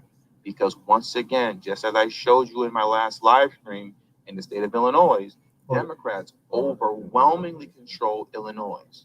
So the point that I'm making to you is that from Illinois to Michigan and to a host of other states across this country that are Democratic controlled states, there is literally no excuse for why meaningful, concrete, transformative bills cannot get passed in the favor of Black Americans whose communities are in dire need of repair. There's no excuse. These are the people that are supposed to be, quote, on your side, right? They are the ones that are supposed to be the most understanding of your plight. Yet when it comes to any meaningful legislation that could actually repair the community or assist the community, nothing gets passed, nothing gets done, even on a local level, despite having the majority of House and Senate seats in any given state. So that goes to show you that nothing happens for you, legislatively speaking, because they don't want it to happen for you. They want to keep you in a permanent state of feeling as if you need them. Because if you start operating from a standpoint mentally of, you know what, since no one's going to help us out, we can do these things on our own, then their party crumbles. So at best, you'll get minimal assistance or at least minimal symbolic gestures like the name of a street changing to Malcolm X Boulevard or maybe another George Floyd statue. But outside of that, we won't give you anything else. And once again, that's intentional because as you can see here by the numbers, the Democrats control Michigan the same way they overwhelmingly control the state of Illinois. The same way that at the beginning of Biden's presidency, the Democrats controlled the House and the Senate, with Kamala Harris being the tie-breaking vote in the Senate.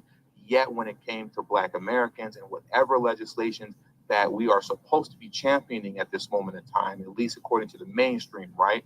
The George Floyd Justice and Policing Bill and the John Lewis Voting Rights Act bill. Whoopsies, we couldn't find a way to pass it because somehow the Republicans got in the way, even though we controlled the House and the Senate and the presidency for the first 2 years of Biden's presidency, the same way the Democrats control the House and the Senate in the first 2 years of Obama's presidency. But once again, whoopsies, the Republicans found a way to foil our plans, specifically when it comes to Black Americans. Isn't it amazing how when it comes to the Democratic Party, it doesn't matter if they control all chambers of Congress, some way, somehow, the evil boogeyman Republican always finds a way to foil your plans? I find that very interesting. Now, I want you to tell me in the comment section, do you believe it's really the Republicans who always find a way to foil the plans of the Democrats when it comes to Black Americans? Or is it just the Democratic Party who refuses to pass meaningful legislation that would actually benefit you? I'll let you all discuss that in the comment section below. And with all that being said, that does it for today's video. So please make sure you hit the subscribe button as well as the bell notification next to the subscribe button so you can be notified whenever I release a new video. All social media links will be pinned in the comment section below. I also have a Telegram group now, so if you have Telegram, make sure to hit the link in the description box below as well as pin in the comment section to join my Telegram group. And also, please make sure you text TD Hip Hop to number 33222. That's TD Hip Hop to number 33222. That way you'll get a text notification whenever I release a new video, but it also serves as an insurance plan for myself. So in case YouTube ever gives me the axe, I'll be able to send you a direct link to where you can find me next. And last but certainly not least, for those of you who have a love and appreciation for the work that I put in on this channel, the #1 way you can show your support is through Patreon. For only $3 a month, that will help put me in position to take TD Hip Hop Media off of YouTube. Remember, the goal is not to grow big on YouTube, but to grow independent of YouTube. And for those of you who have issues with joining Patreon, you can also hit the join button that's next to the subscribe button. And that way you can become an official channel member for as little as $3 a month as well. And lastly, if you haven't already, please make sure you join the emailing list. There is no way that I can go independent of YouTube if I cannot take the audience with me. And the link to that will be pinned in the comment section as well. Thank you for your time. And until the next video, peace.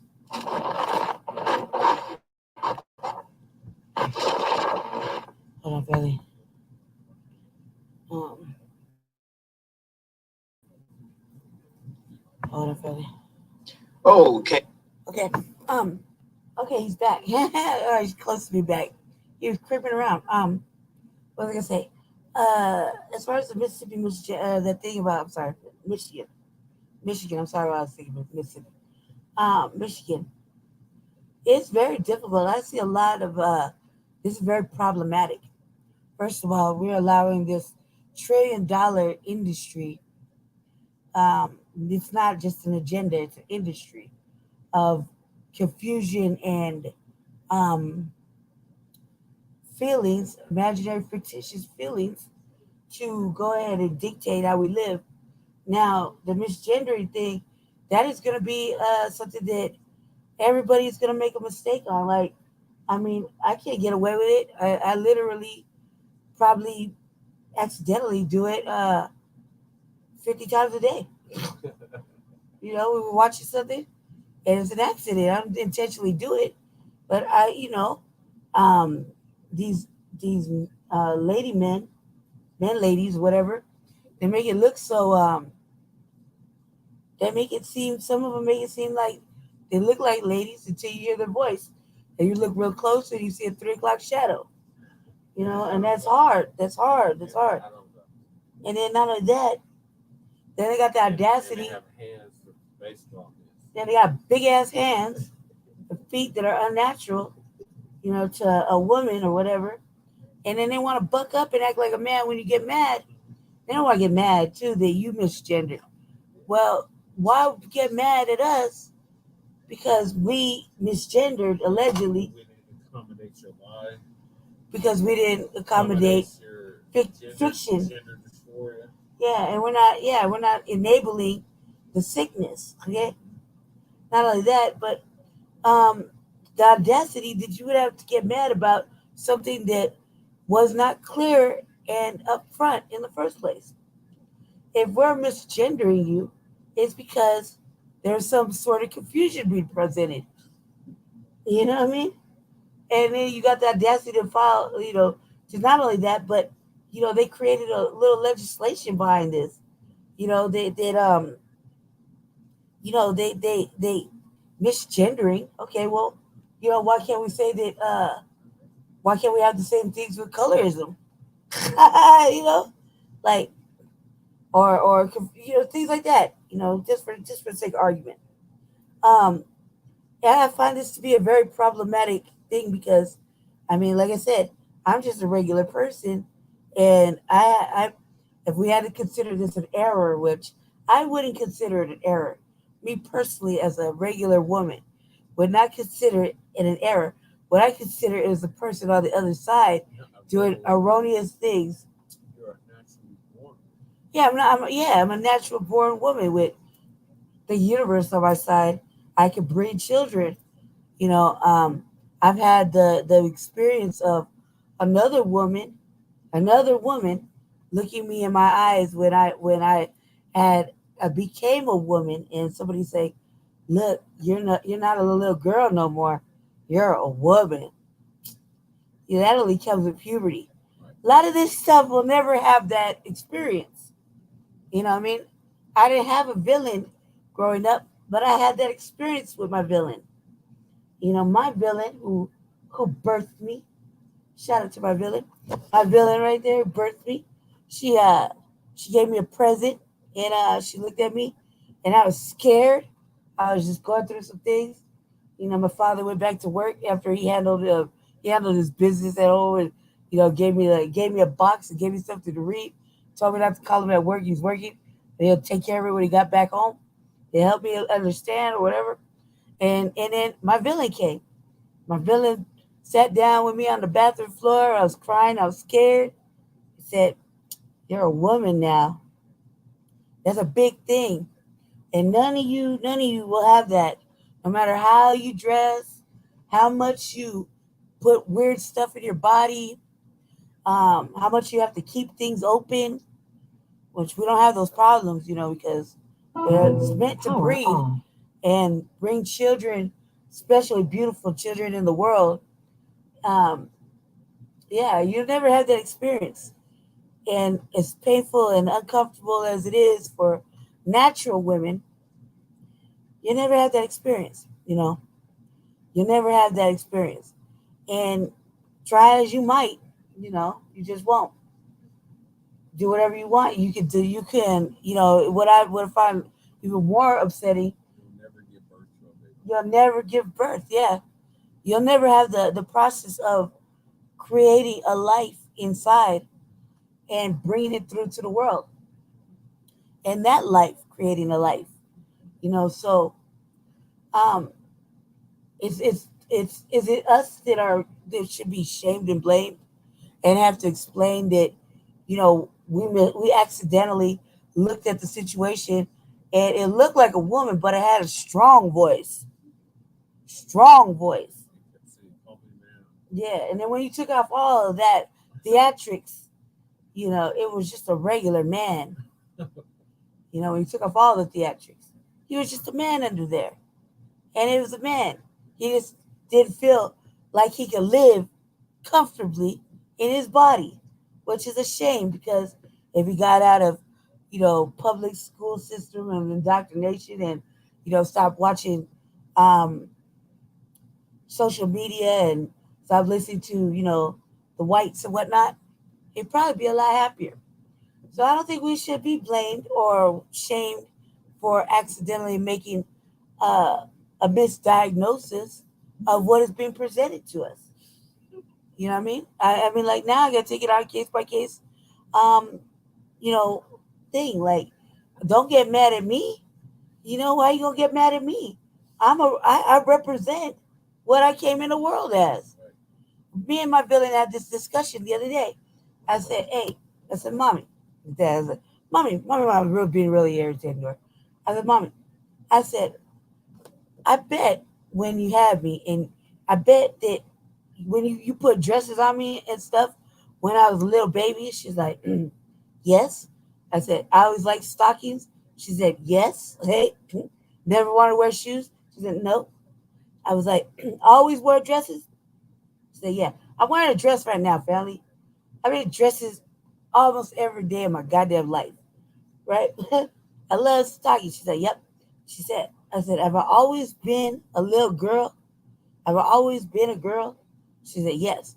I said, "Would you believe me if I said I wanted to be a man?" She said, "No." I said, "Why?" She said, "Because you're too happy being a girl." I said, "Did I ever want to be a little boy like my brother?" She said, "No." I said, "Did my brother want to be a little girl?" She said, "No." I said, "Why?" She said, "Because he liked playing with trucks and you liked being a girl. You liked playing with your hair. You liked wearing little dresses. You liked dancing around. You liked wearing stockings. or what she called back then, leotards, and stockings and whatnot. You know what I mean? She was like, you loved being a little girl. And I said, so you wouldn't believe it if I said all of a sudden I want to cut my chest off, take hormones, and create a big old swiller. And I'm going to call myself Brandon. She was like, no. I said, I said, would you take me seriously? She said, no. I was like, you don't think I can do it, huh? She said, no. And I was like, why not? You don't think I can pull it off? She said, no. I was like, why not? She's like, because you're a fucking girl. Deep down, you're a fucking girl. You like being a girl. You've never had a problem being a girl. When you're a baby and you look at everybody, you bat your pretty little eyelashes. You were a girl. A fucking girl. And goddamn right. And I love being a girl, okay? Every moment of it. Except that sometimes I'm like, it's so hard. Yeah, to have these little moments. But that's natural. I'm a grown woman now. Right? But I'm a woman. And there's no argument about it. I'm not saying, hi, my name, I don't have no, first of all, I don't have no strong ass voice. And I lost my shit, but I don't have a strong ass voice naturally. Right? And I don't have strong features. And I sure as fuck don't got basketball man hands, okay? And I'm not carrying extra fur anywhere or anything like that. So, I'm not hiding nothing. I'm an actual girl. I could create another person or two. You know what I mean? If I want to. And you ain't got to do no surgical processes. I ain't got to shoot myself up or take kind of injections or whatever. I got it. I'm a girl. So there's no misunderstandings. Right? So, when whatever's presenting itself to me, now we got to be so delicate and tiptoe around the fact that there's a motherfucker in a full miniskirt, but he got a beard and he wearing weave and he got titties, wearing pantyhose and shit, and he got the audacity to get mad at me because I'm confused. Because last time I checked, women don't have beards. Just saying. We don't have beards, man. We do. We secretly shaving the shit off. Yeah. We waxing. We doing something. We don't want that, But motherfucker like Saucy Santana, for example. What is that? You know what I mean? It's not for us. That's a man, right? But we can't call a man because he'll say he's a full woman, and we're the assholes. We're wrong. And this is something that's wrong in itself. Because at any rate, we're going to, if I was in Michigan right now, within 25 minutes, I'm going to be in jail at that rate of what they're talking about. Because I done passed somebody or someone had said something to me, or I said, thank you, ma'am. And he said, call me sir. Okay, I'm sorry. Or thank you, sir. I'm a ma'am. Oh, my God. Come on now. You're going to lock me up. And then I'm going to lock up with them, and I'm going to be catching more cases and more charges because I'm confused by the presentation and not by the lifestyle. It's the presentation. I mean, like I was explaining to my villain. I remember my villain had, we had a lot of gay people in our family. So they're my villain. I have 2 gay children, right? Ugh. There was a time where things were not complicated. You didn't have the confusion of wondering if this was this and this was that. Everybody who was there, they led their lives. They had their little small friends. You never had to ask them, and they never were so blatantly on, like, you must see me. Everybody seen them. And no one did anything like this. This is not a cry for help back when I was growing up. Now this is a cry for attention. A trillion dollar fucking industry cry for attention on fictitious beliefs. And then they got the audacity to get upset. And they got the audacity to want to fight parents and things like that outside of schools. And only to go say, that they got to go home and tell some more fiction about how a child comes into the world by parents that are double sex. Okay? They have the same chromosomes. Right. So you're gonna go home and not only lie some more, now you're gonna create a fictitious lie, and your child is even more confused. And then you got the audacity to be mad at us. And we're like, oh wait, we didn't tell no lies. We ain't create no false hopes. We ain't living in a land of fucking imagination. With this, we tell the truth. Like you can't. And if me and Jesse, like hypothetical, me and Jesse have a child, right? Hypothetical situation. You're not gonna tell our kid, we're not gonna tell our kids some fictitious tale about how garbage pail kids and fucking Cabbage Patch Kids are created, because that's really what I think it is, like, or the stork, like the stork just dropped this little creation right here that wants to be one thing off in the middle of the universe, came out of nowhere. This little Cabbage Patch Kid right here, right? Because this $1 trillion industry creates Cabbage Patch Kids, garbage pail kids. You know what I mean? You remember them cars? I'm gonna find some. I'll show you what they look like. Right? No belly button. Right? They're just they're not from the universe, and they're not Dogons and Anaki. Okay, this is Cabbage Patch Kids and garbage pail kids. Real shit. I'm gonna try to find some cars, man. I'm gonna go dig them up. Don't let me go dig up my childhood. I was a Cabbage Patch garbage pail kid collected motherfucker, right? Yeah. All right, so don't let me go find that. But that's what this agenda is creating.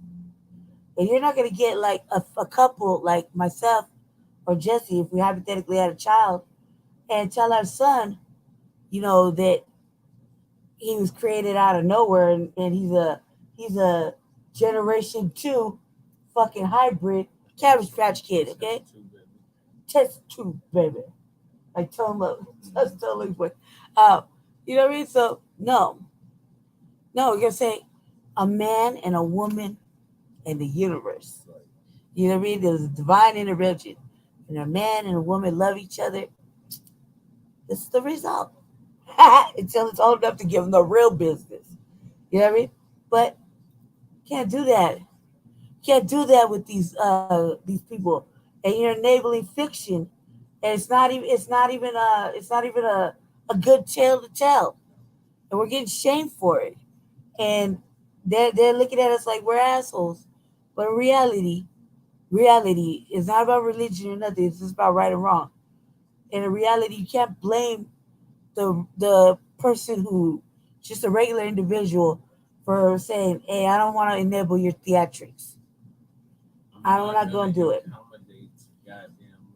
I'm not going to accommodate your lies and your fictions, your tales, and your confusion to innocence. You see what I'm saying? It hasn't had a chance to grow into their own lives to make certain decisions. Like, I think I want to be a figment of imagination, a fictitious creature, an abomination of some sort, a fucking Cabbage Patch Kid. I'm serious. Cabbage Patch, garbage pail kids. They came out of fucking nowhere, right? Like, did you ever look at the back of the car and the Cabbage Patch Kid had a mother and father? No, they didn't. You know what I mean? They didn't. They just came out of nowhere. Yeah, but that's exactly when they came out. The cabbage opened, and there was a fucking little rodent in there. A little fucking Cabbage Patch Kid with a big ass motherfucking head. They were always weird looking, right? Right. Or Garbage Pail Kid. Remember what they look like? Oh, see, you are my generation. Okay. Oh, that's even worse. Oh, Jesse, poor Jesse. No, you're not. Okay, so poor Jesse did not have the experience of Generation X, which was the last feral children, the real latchkey kids, the kids that have no internet. Like, what we had the imagination, right? We had the imagination, but we weren't imagining that. Okay? You think about it like that. Imagine fucking Generation X kids who were outside all motherfucking day long with full blown imaginations and fucking nothing but earth and imagination, okay? And friends. bicycles and shit. We just do whatever, right? These Cabbage Patch cards, Garbage Pail Kids were like Pokemon cards. You know, like just like that, just similar like that. They were fun though. And you know, you picked them up, and you're like, "God, this is a weird looking thing." You know, and you ride around the blocks and you change it with your friends, right? And it was fun. They had a little tail on the back or whatever. Collected them and you know, traded them off. Same principle. We had fucking imagination, but nowhere in sight were we imagining that on the back of a card that Cabbage Patch Kid was gonna say something like, he was born a girl. He was born a girl. Or she was born a boy. You know? Call this little critter by his surnames or his pronouns. Nothing like that. Okay? Nothing like that. Every book we had for Generation X did not have like, I'll give you an example. The little critter books, right? It was a little critter with overalls, and he had a sister and whatnot. And he was doing all kinds of little adventures in his house, and he was having, you know, his mom and dad would give him little lessons and whole books and stuff. Never did you see the little critter wearing dresses, okay? Or doing things like, you know, for girls or trying to be like his mother. Never. That little critter was building little bridges and driving trucks and feeding cookies to mice, okay? He had a little sister and everything. Little sister was an actual little sister. This is right now where we're in an age where you can just be whatever you want. No, you cannot. No, because at the end of the day, this parental confusion that's passing on is going to create another adult with more confusion and more issues, and not going to really know how to deal with their own bodies, and they're going to be outside trying to be empowered. And we don't need that right now. We need them to focus and actually go to school. You know, can we see some what do you call it? Excellent stuff from them? Not like they can't take black excellence. That's a different thing. I can't say it out loud. I'd probably go to jail if I was in Michigan. But can we see some excellence come out of you? Can we see some grades? Can we see you do some excellent things other than, you know, hollering about some injustice that you're really not suffering because you created it yourself? See what I'm saying? Or take it away from black people that really suffer to promote your fictitious ideas? Can we do something like that?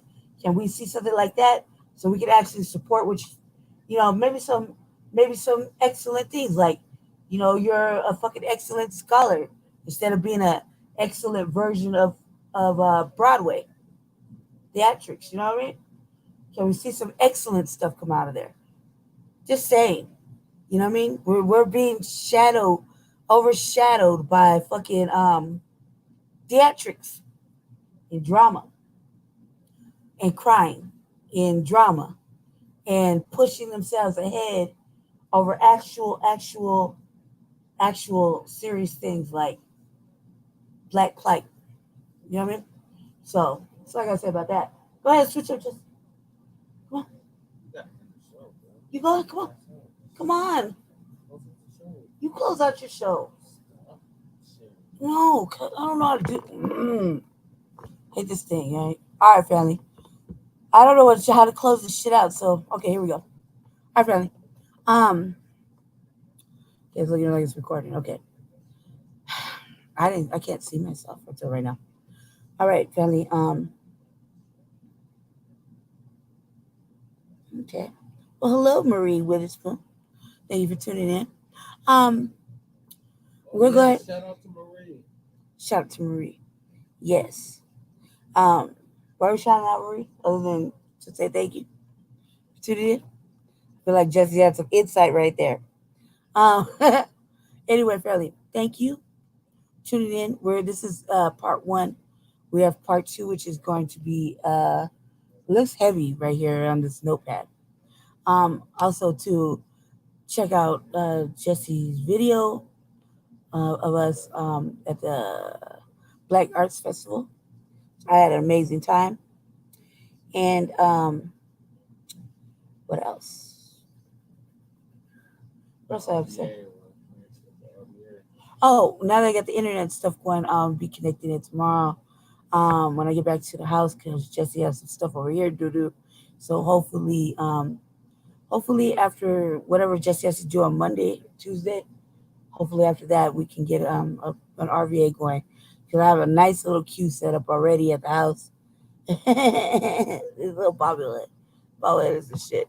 So hopefully you guys can see that. And look out for my PSA. I made a PSA the other day, so please look out for that. And if you can, help me out. And I got some other stuff to talk about, but we'll do it on the RVA and or Shabaka's Black Experience Enhanced. So shout out to our viewer. See a little eyeball. Thank you for tuning in. Please, family, please stay black, stay dangerous, stay empowered. Do black things, spend black money where black money needs to be spent. Tap in tomorrow at sometime in the afternoon for part 2. So thank you. And y'all have a wonderful evening. Get a lot of rest. Drink plenty of water and get outside. It's beautiful out there. Stay black, stay dangerous, stay empowered, and see you soon. Thank you. And I'm going to go ahead and close us out. If I run you Front Line Blacc News. And Shabaka's Black Experience is on Tuesday. And yeah, so tune in. Thank you. Go ahead and end this right here, right? Okay, good. Right here. Goodbye, little eyeballs.